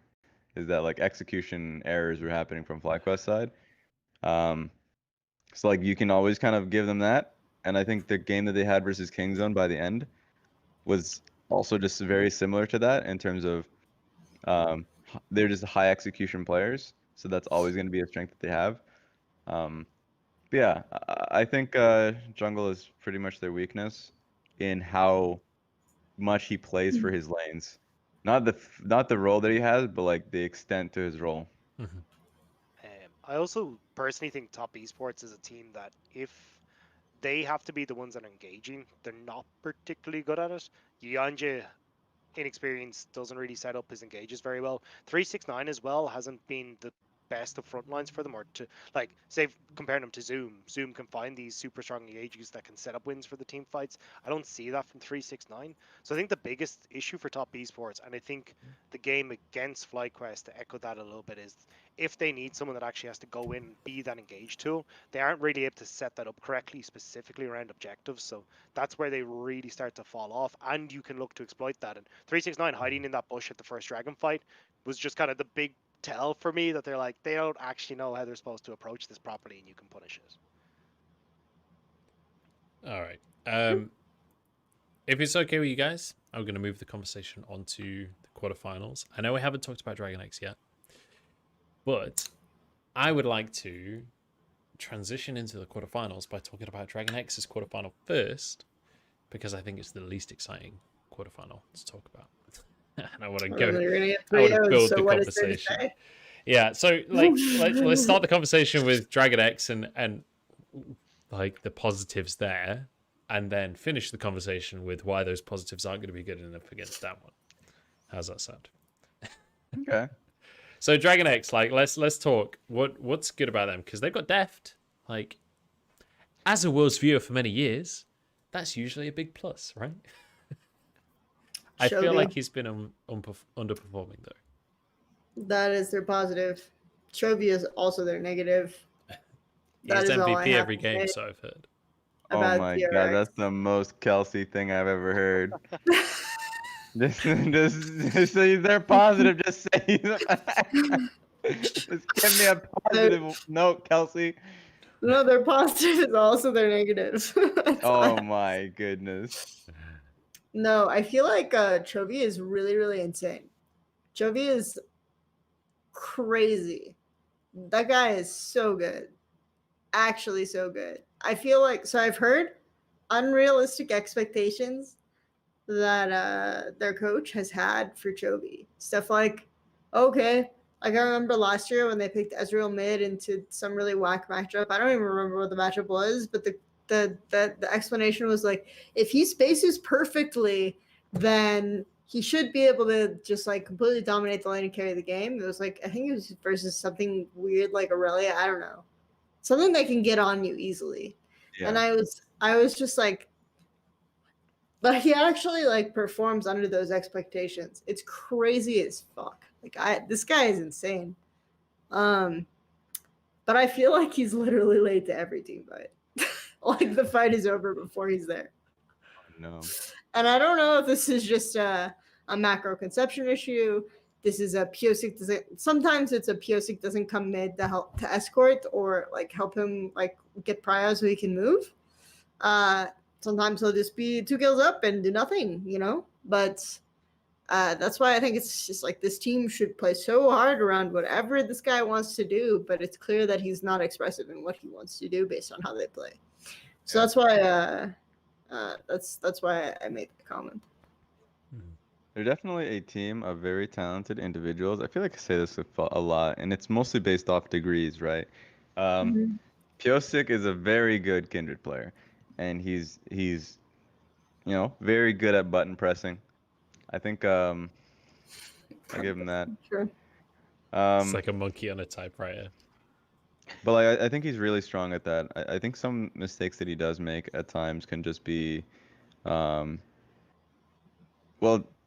maybe it's an experience thing. Decision making is one thing that I hate on a lot for him. They just have young players in that regard, in him and Carrier. I think Doran's just not a very strong top laner at all. I think he's probably one of the weaker ones in the pool. I would have to actually look through a lot of these top laners to see if he's the worst one of the 8 teams. Actually, I'm just going to do that right now because I'm pretty sure it's a quick decision. And I'm just going to say yes. I'm pretty sure it's a yes. So like I think in terms of a talent perspective, their top side of the map, not just their top laner, but also their jungler, are kind of like their pain points. Where Piosik is of course really talented, but he can have those moments like he did on his one of his Kindred games, where it's like he just had a block where he just mind farted. Like it was actually just crazy watching his play, where he fat fingered his ultimate. He was on Dragon when he had already fat fingered his ultimate, and his team had disengaged from it entirely. He lingered on the fight. Like there are moments where that happens, and I'm like, well, that you can't do that on stage. So that's the thing about him, and that limits them. But they do have insane players like Chovy and Deft that will hard carry, but they're not a team to me. They're not to me. They're not a unit that makes the same decisions, or at least make it very clear what kind of identity they have as a team. Because if you're just a team that's a really good 1-3-1 team, and you run like that shit time and time again, that's something that I can tell and can make very clear that it's like, oh, this is something that they really want to do every time, or at least like they've shown that they run that through repetition, so they don't make as many mistakes. But I feel like they've made the same mistakes with every comp that they ran, but they're just great teams. They're great players. Yeah. So I think that's one of the biggest issues that they have that's going to really fuck them in the quarters. One thing I will say is justice for Sword. There we go. For me, all year Doran has been fine, but generally underwhelming. And so the line I always have in my head is, yes, Sword went like 80 CS down to the Shy, so maybe Doran would have gone like on 50 CS down. So I guess they just win now, right? Like, Justice for Sword. Anyway, that's all I had to say on It's that like, topic. have you Incredible. ticked the slightly above average bar? Okay, good, nice. So by that assessment, Raz, to me it sounds like this is like a very similar condition to what we're talking about with top esports, where it's like individually these players are exceptional, but whether or not that can No, combine is a different I conversation. think Top is just a great team as well. I think a lot of their comps make sense as a unit. I think Karsa is a really good sticking glue to what the team needs as a facilitator. And I also just think that even though I think Knight is really talented and understands what he needs to do for the team, I think 360. I think they're just smart players that understand their roles. That while I think that that's not necessarily the case with Okay, DRX. So this is a little bit Yeah. more. I think- I Wild think West with TS that played DRX. wrong. TS played wrong for the meta, but they play together, so that's big, Yeah. right? Yeah. Like Karsa's interviews are always a fucking crank, man. Like I remember 2016 He's MSI. very honest. I interviewed him 2016 MSI in China, and he was like, "I'm a gambler," like that was his thing. And then now apparently someone did an interview with him asking what the meta was, and he was like, "If you're winning, you're the meta." That's the most Karsa line I can think of. Because like TS, they know what they want to do, and they don't give a fuck. Like if 100 people who are respected analysts in the scene, like in China, Korea, Europe, wherever, come to them and tell them you're playing the meta wrong, they'll just be like, okay, Get a better beat meta. us, like they'll So, just be like, okay, can you just fucking beat us. I don't can you care, just repeat the line? Sorry. Oh, he said apparently in an interview he said on the Chinese broadcast they asked him about the jungle meta, and he said, if you're winning, you're the meta. If you're winning, you're the meta. winning. I like that. Yeah, there we go. Those are That words makes to sense. live by. It's like, I mean, that just kind of exemplifies TES, whereas like I don't like the way they're playing, and I don't think it's good in the context of the meta, but they're all on the same page, and that's really powerful, right? Yeah. So That's literally the definition of confirmation bias. I love it. yeah, no, it's true. Yeah, I like, enjoy it. It's also the definition of confidence, though, right? And It's actually confidence really goes a funny long way in because League of Legends. I remember watching Karsa play on Flash Wolves. It was like him and SFM. This is why these two players were like really, really considered good at the same time and imported to China at the same time. Is their teams were just set up so that they could double scuttle. This is like when scuttle was first a thing. And their teams were literally just set up so that those junglers could double scuttle. And SFM has stuck true to that, right? So he's like the control variable, whereas Karsa is now like a dog jungler. It's just really funny to watch. Yeah. All right. Well, Dagda, do you want to bounce off of that? Or should we move the conversation on to Damwon and why they're going to absolutely crush this series? No, I think the folks hit on everything, so I'm good to move on. All right. Well, ladies and gentlemen, let's talk about Damwon here because they're up against DRX. This will be our fourth quarterfinal, but I want to kind of go in order of how excited I am for the quarterfinal. And I think Damwon DRX is the most like black and white, okay, this is over already type series. Like, I don't know. I'm struggling to think of a scenario in which Dragon X wins this series. I don't even have a good segue to throw to you guys with. You think this is more one-sided than TS Fnatic? I would say so. I would say that Damwon, in terms of, like, it's the same with Gen G as well. I think that Damwon straight up just wins any of the all Korean matchups. I actually don't think that's the case. Holy shit, that's a great ass question. Because I was, wait a minute. Yeah, I was struggling with that, I think, when I first saw the group draw. But now that I think about it, because I think Kingzone have the tools to learn. Because they, like, as I had mentioned, like, the players are really good. So I think that being in that group with Top, they should have gotten a lot of like usable information not even like information about top play. I'm just talking about like how they should fix their team play. I think that's all really good information, and I think that they at least have a chance to take a game where Fnatic, even though stylistically they have an avenue through jungle, um, I think top are just the tournament favorites. I actually just think that it's way too hard to play against them. They have literally every lane that can stomp you. Yeah. So I think that one's harder. I think Fnatic probably has the hardest matchup, while maybe you're right, Dragon X can't take a game, but I actually think they're better positioned to at least get a game off of Damwon. Fair enough. So you think Fnatic will not get a single game off of Top Esports, and you don't think that there's you're struggling to think of a way in which Top Esports gets a game off Damwon? Wait, hang on, no. Top Esports gets a game off Damwon? That's not what I was For intending me, to say. I Fnatic think gets this a is game like off a the top. deceptively interesting matchup, right? Because this is like. Can I? Like Fnatic Sorry, can I just TES add one is- thing to this question? Okay, go ahead. Because I think that based on the assessment that we've just given over the last 2 hours and 10 minutes, according to my OBS, the assessment of Fnatic was that clearly the strongest part of their team was self-made, and the assessment of Top Esports was the two very weakest parts of their team are Yanja obviously is the clear weak link, but then also the way that Karsa plays. I feel like if Fnatic's biggest strength is their jungler and Top Esports' biggest weakness is their jungler, surely that is a boon for Fnatic in that matchup. That's why I say a Fnatic TES is a deceptively interesting matchup, right? Because I feel like Fnatic in general are the weakest team in quarters. Just blanket in terms of looking at lineups, skill, whatever.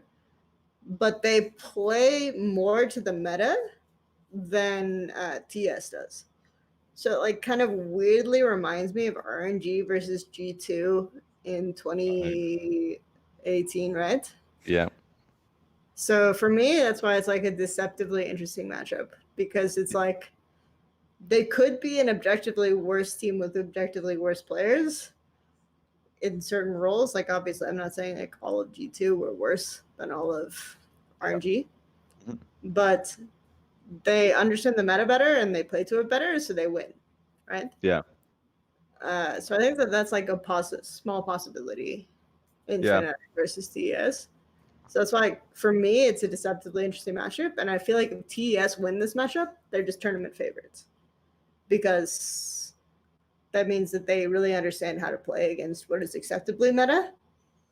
And then they can just win off of that. If they lose, obviously they can't win the tournament, but whatever. Would you say though that if they win off of that, then other teams could get a read on how they play against what is standard and therefore build Maybe. I mean, that's possible, but I feel like you can watch any of literally their finals against JDG and understand how they play against standard, right? So it's not necessarily new information, because Fnatic are kind of a worse JDG, but it's at the world stage. Okay, they're probably going to get a big confidence boost from the quarterfinal, and it's just they're going to really, really dial into playing their game well. And if they can win the quarterfinal off of it, I think they win the tournament. But okay, because I think the Damwon and TES are fundamentally similar teams, other than the way they play with jungle. They're fundamentally similar teams. And then if it just ends up coming down to team fights because TES understand how to play against that jungle style, then TES will win because of mechanical difference. And that's literally it. So. Yep. I think my biggest thing is that your lanes definitely will make a jungle look better than they are. And I'm not necessarily saying that Karsa is it's not a commentary on his skill, it's a commentary to how good his lanes are. So even though there may be a difference in how each team plays to their jungle, and I think that Selfmade has been playing really well with the resources that he's been getting. At the end of the day, Selfmade is going to be relying on Nemesis, and he's going to be relying on Whippo if he wants to be able to either keep people out of his jungle or be able to effectively counter jungle. And I think the problem will be that if they're going to, the 2v2s, I would always favor mechanically top. And so self-made really doesn't have many options in these lanes, and I would expect the top to fight and collapse rather than to concede more often than not. That's just what they've shown. So even if there's a perceived weakness, it, in my opinion, won't turn into anything. But yeah, go on. I just remember making this like almost exact call in G2 versus Yep, that's why I love that RNG, and you it was called it. like, That's why I love that you called it out, yes, literally for that reason. because I basically was just like, UZI and Ming, they're just fucking better players. It doesn't matter what the meta is. Mhm. And then they totally shit the bed in game 5. So hang on. Yep. So Are you drawing a conclusion here, Mhm. Kelsey, that perhaps Fnatic wins based on the meta? I think Fnatic can win. I'm still gonna say TS, but I'm just triggered because I feel like if I say TS, that's making the same mistake I made in 2018, which I said at the end of that series. I was like, okay, fuck it. I'm always just gonna predict the better meta team, like always. And now I'm saying, you know what, TS win. So my the issue Jackie here Love is and 92 that I'm strong. currently triggering my 2018 self right there we now. go. I just think they're completely different subjects. I agree with you. I think the reason why it's different is back then it was RNG incapable of playing to one side of the map because it was a choice. Obviously, it was a choice that they had made. And Shahu could play LeBlanc and all this shit. They didn't want him to do it, or maybe he just didn't feel like it would fit well with the comps that they wanted to run. But with this team, they can literally play any lane they want to. They can play the Jackie Love. They can play the top side. Like it's not as if they're gimped in pick ban. It's just that. But can they play the jungle? Yeah, can they play the jungle? I don't even think they need to because like I think jungle is such a well protected role that if you play the opposite side, yeah, I think you can be hidden if in the jungle. It's been shown Like consistently you can be hidden. The thing about the demo TS game, right? Yeah. They were literally from draft incapable of playing the jungle. Right? Of playing what jungle? They were incapable of playing to jungle because they had no problems. Yeah. Effectively. Mm-hmm. So they just I watched them. They just had to give every prio camp in the early. Yeah. Which is how Piosic got 3 marks, right? And they were only able to fight back after that. So that's why there's an angle. Yeah. There's definitely an angle for Fnatic to win. And if Fnatic played any other style, absolutely not. Absolutely not. Player diff, absolutely not. But because Fnatic play meta and TS do not, then there's an angle. Okay, I can get behind that. Dagda, where do you sit on this conversation? For me, I think the lanes I think are going to make it a lot more difficult for Fnatic to try and play this heavily through jungle. I think when they give so heavily counterpick towards 369, I know he had 65% counterpick rate or something for top side coming in towards playoffs.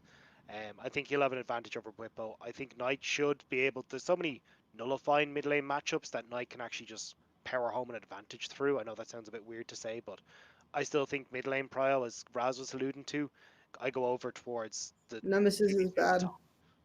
I've done a deep dive on Nemesis, and Nemesis is bad. So whatever. Go ahead. I think one of the biggest things that kind of gets overlooked for top is how good they are at outplaying engages.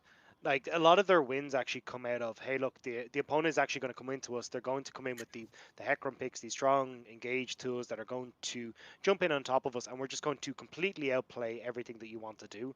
And I think that's a little bit, it's hard to kind of point out in certain scenarios, but I honestly think that with the way Fnatic plays, the ability for top esports to just outmaneuver them in team fights is going to be just far above what the advantages they might come out of from a jungle or from Hylissang being unlocked in the bottom lane.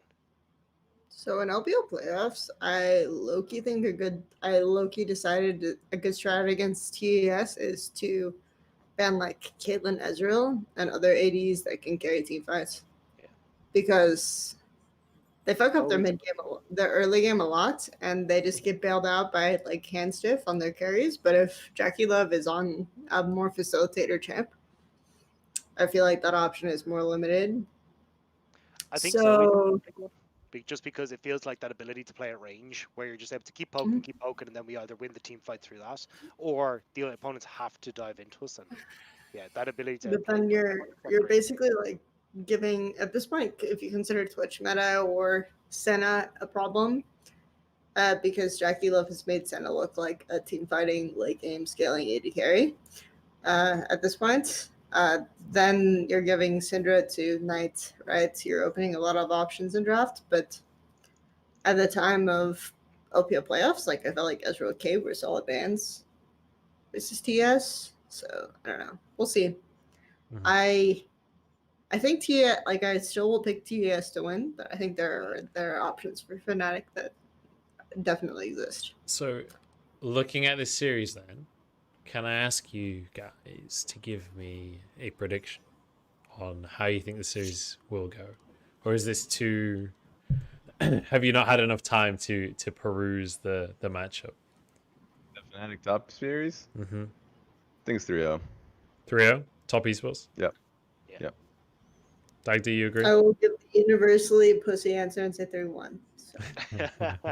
And I can use the word pussy because I have one. The end. SMH. If that ain't justification, I don't know what is. I love it. All right. Sorry, did you want to say one last thing on that, Raz? Nope. Okay, let's move on. So since you guys universally agreed that top esports Fnatic was the least interesting, let's then move to Down 1 DRX. That I tried to start the conversation of, and it somehow became the Fnatic top esports conversation. I'm not entirely sure. I still think this is the least interesting one. So I agree with you. Thank you. Yeah. DRX Down 1 is least interesting. I think this is just Down 1 3-0. I don't really see a world where where Dragon X wins this. I think it's another 3-0. Yep, I'm done for 3-0 here. Dagda? So. Yeah, I agree. 3-0 as well. I think this is just going to be a repeat. Yeah. Let's move on. Let's fuck this quarterfinal. All right, let's talk about. Let's finish with the all LPL Suning JDG because I think there's a lot to talk about there. Let's do Gen G versus G2 because I think stylistically that's two dramatically different teams where you've got Gen G that generally will play a slower, more controlled style and want to play the team fights, whereas G2 somewhat unpredictable, but also not really that comfortable in the current meta. But I would say that neither team is particularly the best at playing this like jungle carry centric meta right now. Mm-hmm. So I feel like this is a much more difficult matchup to just say like, oh, these guys are really great at the meta, I'll give it to them kind of thing. This is the best possible pool one team for G2. That's all I have to say. Like, yeah, I'd agree with that. They got an insanely good draw. So Tien and they got no LPL teams, so no 3Fs. Ended up doing them well, you know. So there you go. I feel like both Fnatic and G2 got like decent-ish matchups for. So like Ning and I guess Ning and Tien felt bad for BTFOing them in the past 2 World Championships. So whatever. But yeah, I think.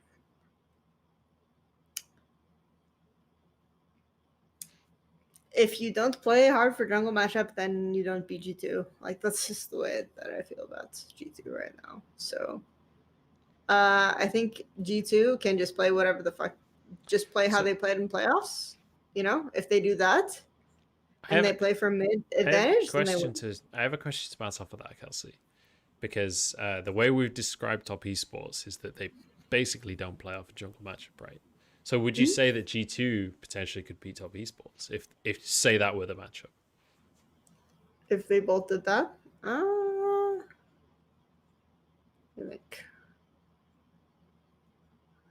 think bot diff is actually... Right. Get out of here.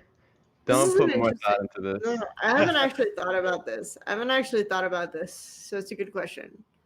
I feel like G2 and JDG are like the quote-unquote smart teams, depending on like with the caveat being that they both have like dumb things that they do.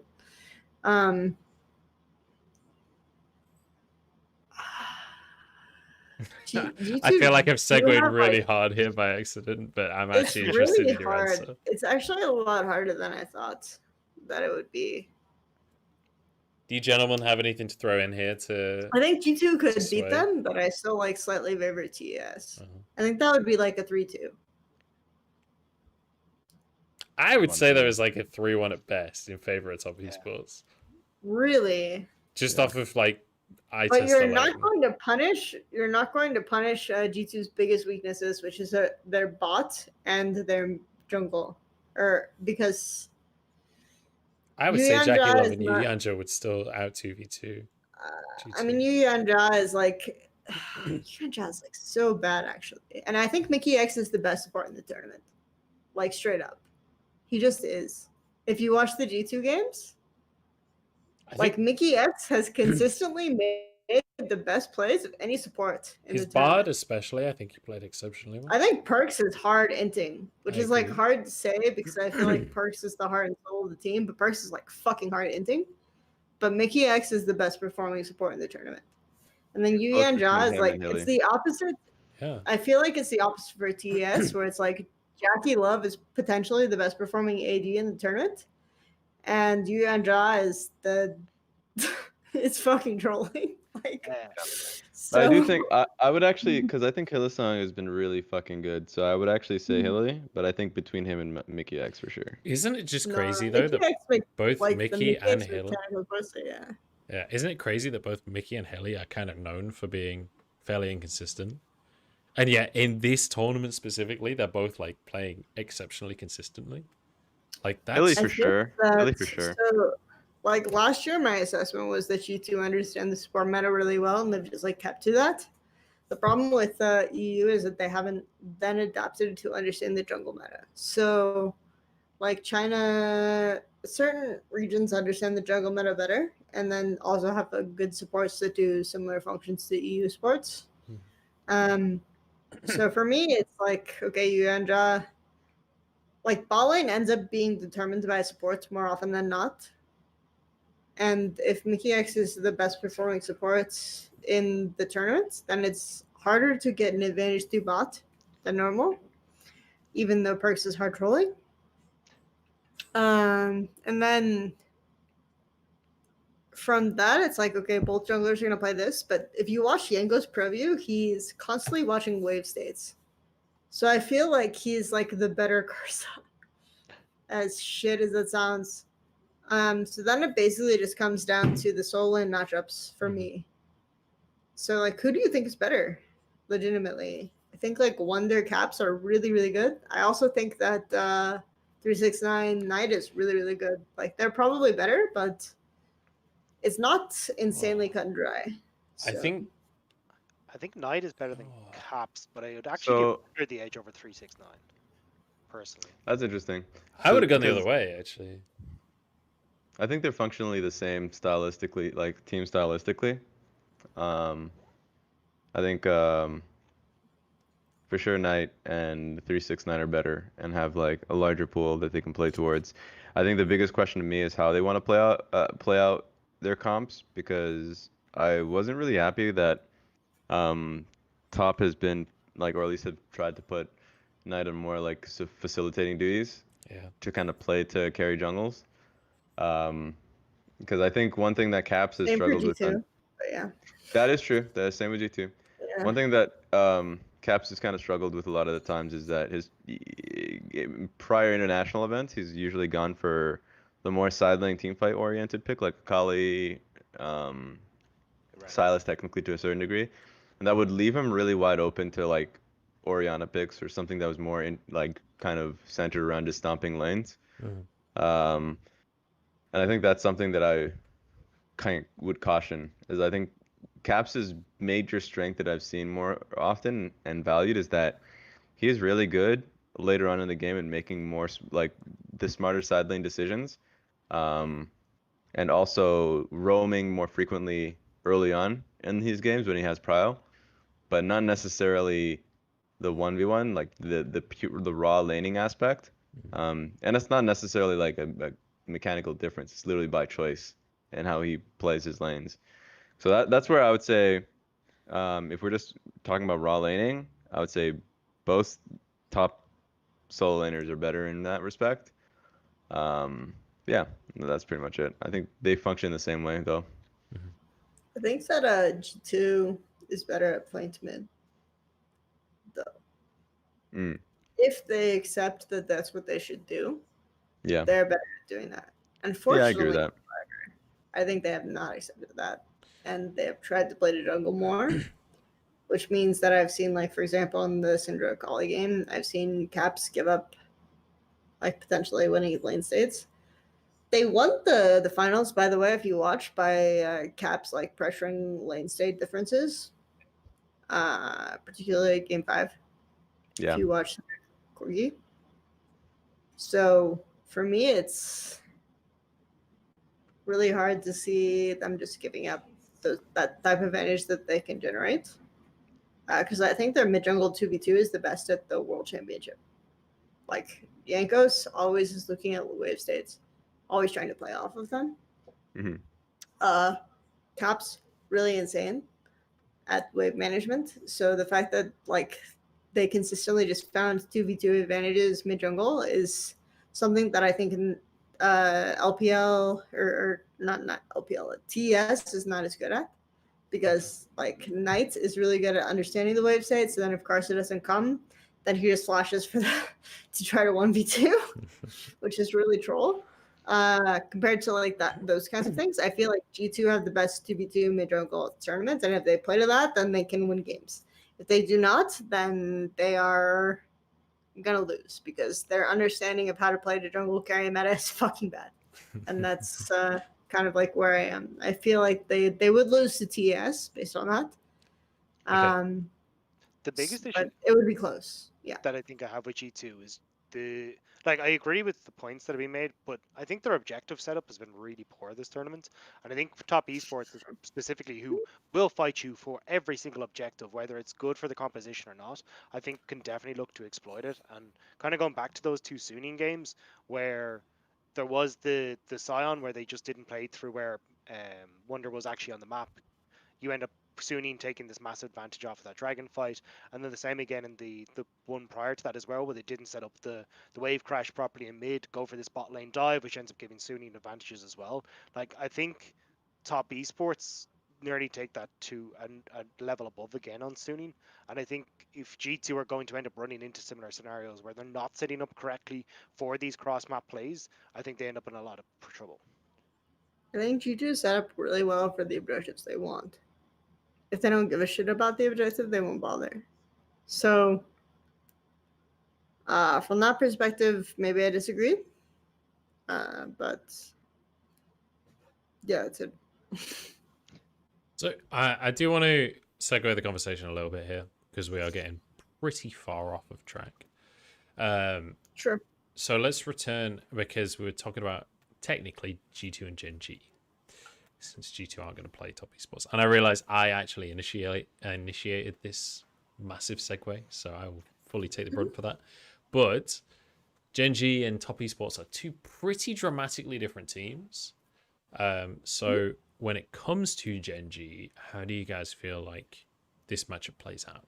Because I don't think that Gen G is the kind of team that are going to just get straight 3-0'd necessarily. But do you guys feel like G2 have the advantage based on lanes? Do you feel like Gen G are a team that are going to be able to fight back? Because this is one of the series, for me at least, as the play-by-play caster here, that I actually find it more difficult to really give a significant opinion on how this is meant to go. This is the best, like I said, this is the best possible pool 1 team for G2 to draw. I think they win. I think that their greatest advantage is in their mid lane, and BDD's greatest advantage is also in their mid lane. Gen G's, I called them BDD because they are basically BDD. Yeah. But Gen G's greatest advantage is also in their mid lane, but they don't acknowledge it remotely. And they allow BDD to give up advantages to play for bot lane, which everyone says that Ruler is potentially one of the best ADs in the tournament, but I think he's fine, you know? He's good. He's definitely top, but I don't think his laning is the most insane ever, which is why he frequently needs to be bailed out by BDD. So for me, this is the easiest possible matchup G2 could hope for. So I'm looking at G2 3-0 or G2 3-1. So I think it's gonna be a 3-1 for G2. I also think the G2 is gonna win. I think the reason for that is, I mean, Group C was pretty weak. I think a lot of the strengths that we saw from top lane are not gonna exist versus Wonder. I think that the strength for GNG has always been in their team fighting, but at the same time, watching how they played versus LGD, and Fnatic, like they can really start to snowball in the opposite direction if they are just like I don't even know what to say sometimes. Like when they went up against like when Gen G went up against Fnatic, like their early game was so insanely doomed. And I'm talking about the Rakan game because like even though I mentioned Rakan and it wasn't really the reason why they just so lost, right? Because like even in the Rift Herald decision from Kled, he walks in, he dies because he's just trying to like smite steal it. Like it feels like everything is so individually minded, and they're not actually thinking about what they want to do as a team when enemy is like fighting for Rift Herald or when the enemy is grouping for a top lane dive. I just don't see what their team decision is, and it feels as though when they're in a position in which they're in a deficit, they're not actively thinking about what they want to do. Or like respond, like what are they trading for? That's one thing that I was really concerned about. They can also just get dragged into like team fights that they don't want, like they shouldn't want to fight, which is a concern for me. So I just think that all of the strength that Gen G or perceived to have is just, you know, G2 can do better. So I think this one's pretty straightforward because their strengths line up pretty well with G2, and that G2 kind of just have, for me, shown that they can do it at a higher level. Dagda, do you agree with that? I agree with the two folks, and I'm going to take this to run to the bathroom real quick because this show's going a lot longer than I expected. So I'm going to be back in a little bit. Oh, we got 2 bathroom breaks. Fair enough. We take them. I also have the bladder of a small child, so I'm going to every time an once he gets LPL back. comes up, we have like 4 different takes. Yeah. All of them push LPL. So it's fun.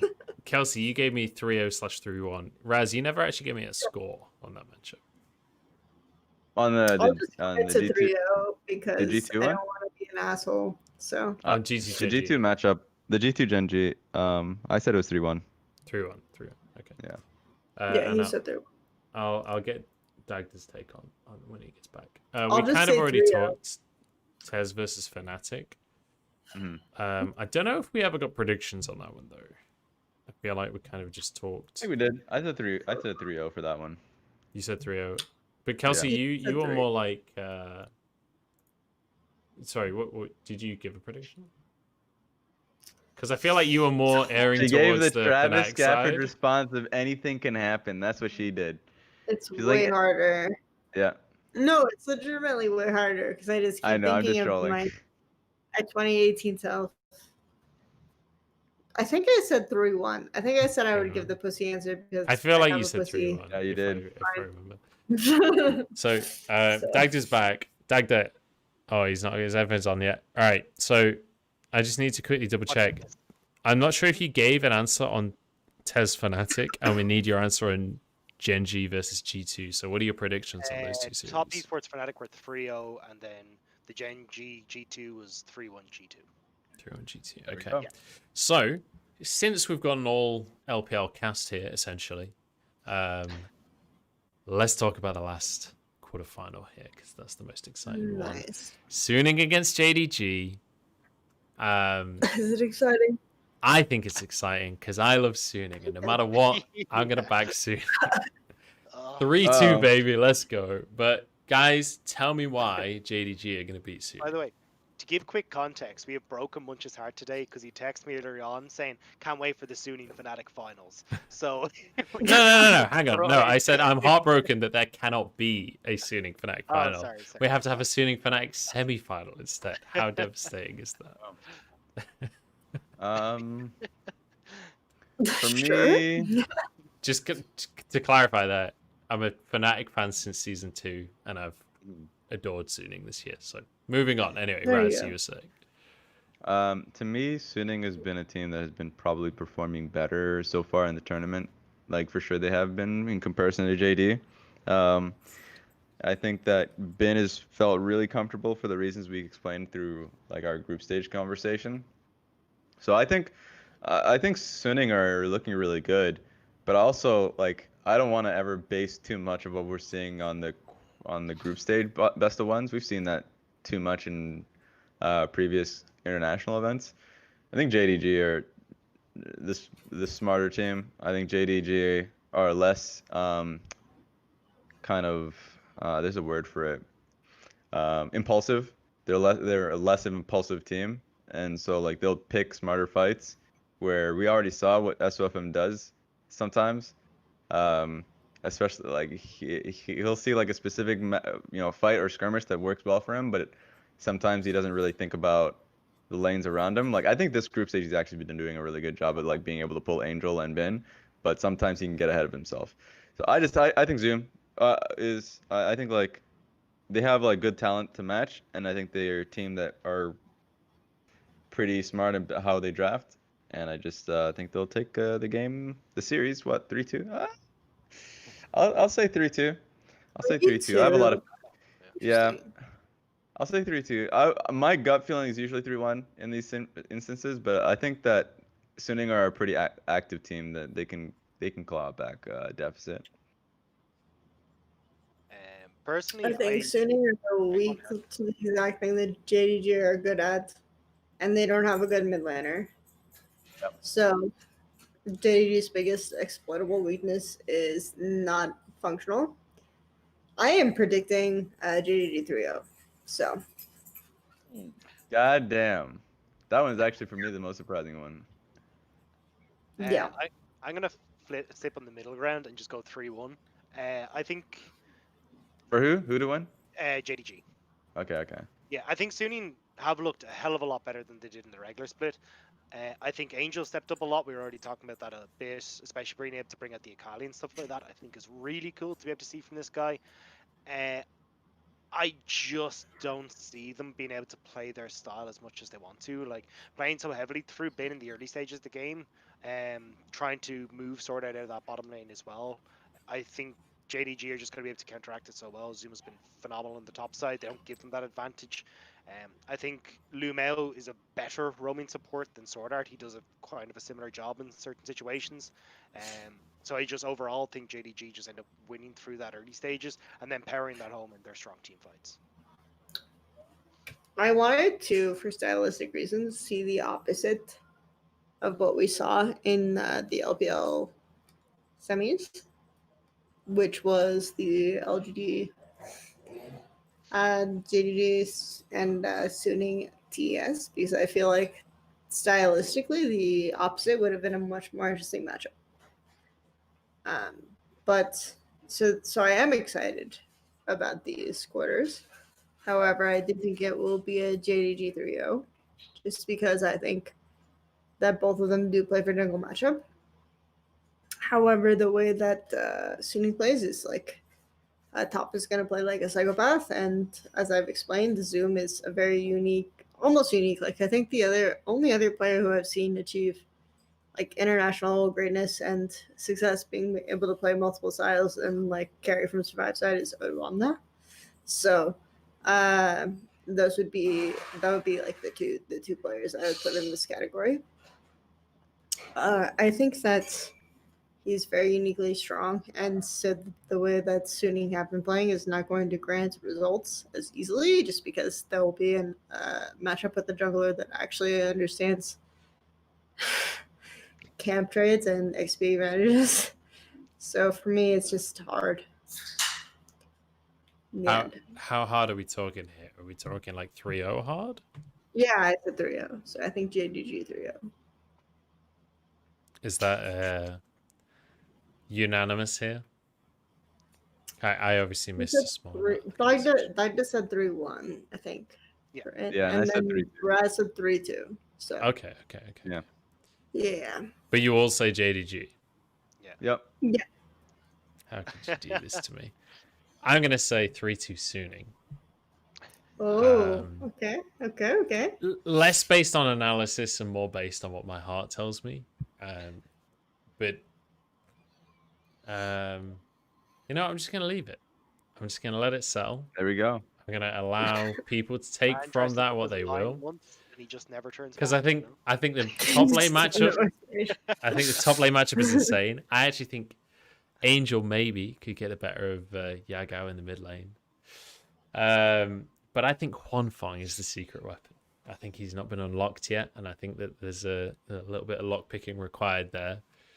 But Huanfeng, with the right draft, with the right situation, I think can pop off in a big way, and I'm excited to see that. And I believe in the Lions. All right, there's only one Lion-based team left in the tournament, and I think Pride Rock is at stake here. So I'm gonna go with the. How many people in this call have seen Battleship Potemkin? Have seen what? Sorry. Battleship Potemkin. Nope. Never even heard of it. It's one of the greatest films ever made. But there is a section where they have a lion statue that goes like extremely more alarmed after like 3 cuts.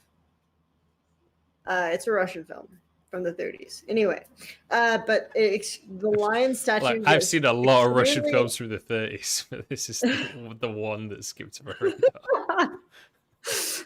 The lion gets extremely more alarmed with each cut, and I realized that I had the perfect situation to use like that cut progression in a meme during Mad Lions' playing stage.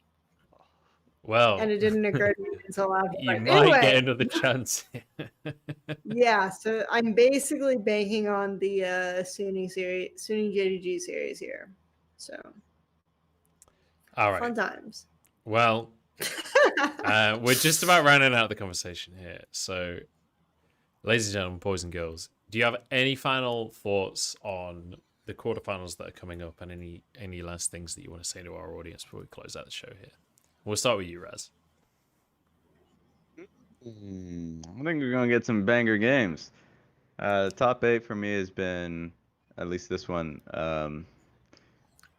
probably just the strongest individual talent I've seen. Maybe I say this every year because there's a little bit of emotion that comes into it. But a lot of the teams that we are sending, the 3 LPL, 3 LCK, and even just like the 2 European teams, I think can all on a good day take a series. So it's definitely exciting because even though I predicted maybe 2 3-0s,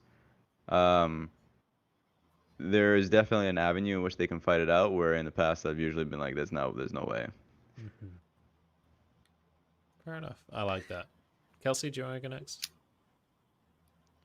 Yeah, I think this quarterfinals draw is actually really cool. I know a lot of people are disappointed because there isn't LCK LPL matchup potential until the finals, but I like the run back. I really like the run back, like narratively, of the LPL bracket and the LCK bracket with random EU teams. The 2 imposters. Yeah, I really like the narrative of, okay, what have these teams learned in the meantime? Can they change it up? And then how do they deal with, like, okay, basically G2 just got plopped into the LCK court semifinals. And Fnatic just got plopped at the LPL semifinals, right? So how do you deal with that situation? I think it's really interesting. So really kind of happy about how the draw went, even though it probably is somewhat new for some people. Dagda, where are you at? Just kind of bouncing off the draw, I'm really happy, unless we get the EU final, that there's probably not just one region in the final, because that was going to be my biggest worry coming out of this. Was like, even if we end up with like 2 Korean teams or 2 LPL teams or whatever in the finals, it just wasn't going to be the same. So I'm glad that in theory we should end up with at least 2 different regions in the final rather than just the same region final. Nice. Well, I think that's about time that we round out the show because we are nearing the 3-hour mark here, which is a lot longer than I'd intended as a runtime. But I appreciate you all sticking around. I appreciate the conversation. Thank you very much, Raz and Karen, for joining us here. Karen, I'm saying Karen because it's on my screen. It's Kelsey Moser here. Thank you very much for joining us, guys. If you want to shout out what you guys are up to right now, do you want to call out something that people should go subscribe to or follow or whatever? Now is your opportunity before I close out the show. Raz, do you want to go first? Shout out to myself going to sleep after this. That's about me. Nice. And shout out to Golden Guardians. I'm impressed that you can sleep after 2 coffees, but you know, each to their own. Still drinking it too. I have superpowers. All right, Kelsey, what are you up to right now? I will make content because there is break from scouting. 100 Thieves Academy Go, even though they technically were 3-1 against us this entire season, we won the last match. So what is really most important? That is the question. We won the last match with a jungle change. So Nice. I'm saying there was so much hype going into that matchup if you follow Academy, though, because Raz was saying on Hotline League that, you know, it's so nice having a full team of players for a full season. And I typed in chat, I will beat you with my jungle with a jungle change in the first fight, and I did. It was great. It shouldn't have happened. It happened. What happens in Hotline League stays in Hotline League. I thought it was the most hilarious thing too.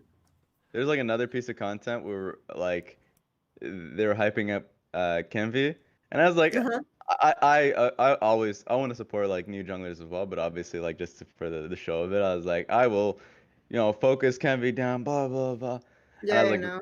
What actually ended up happening was literally an invade that screwed Kenvi over. I was like, I didn't expect that, but we'll take it. No, Kenvi got screwed over by a cheese invade, which, by the way, I think is bad objectively. It's not a cheese invade.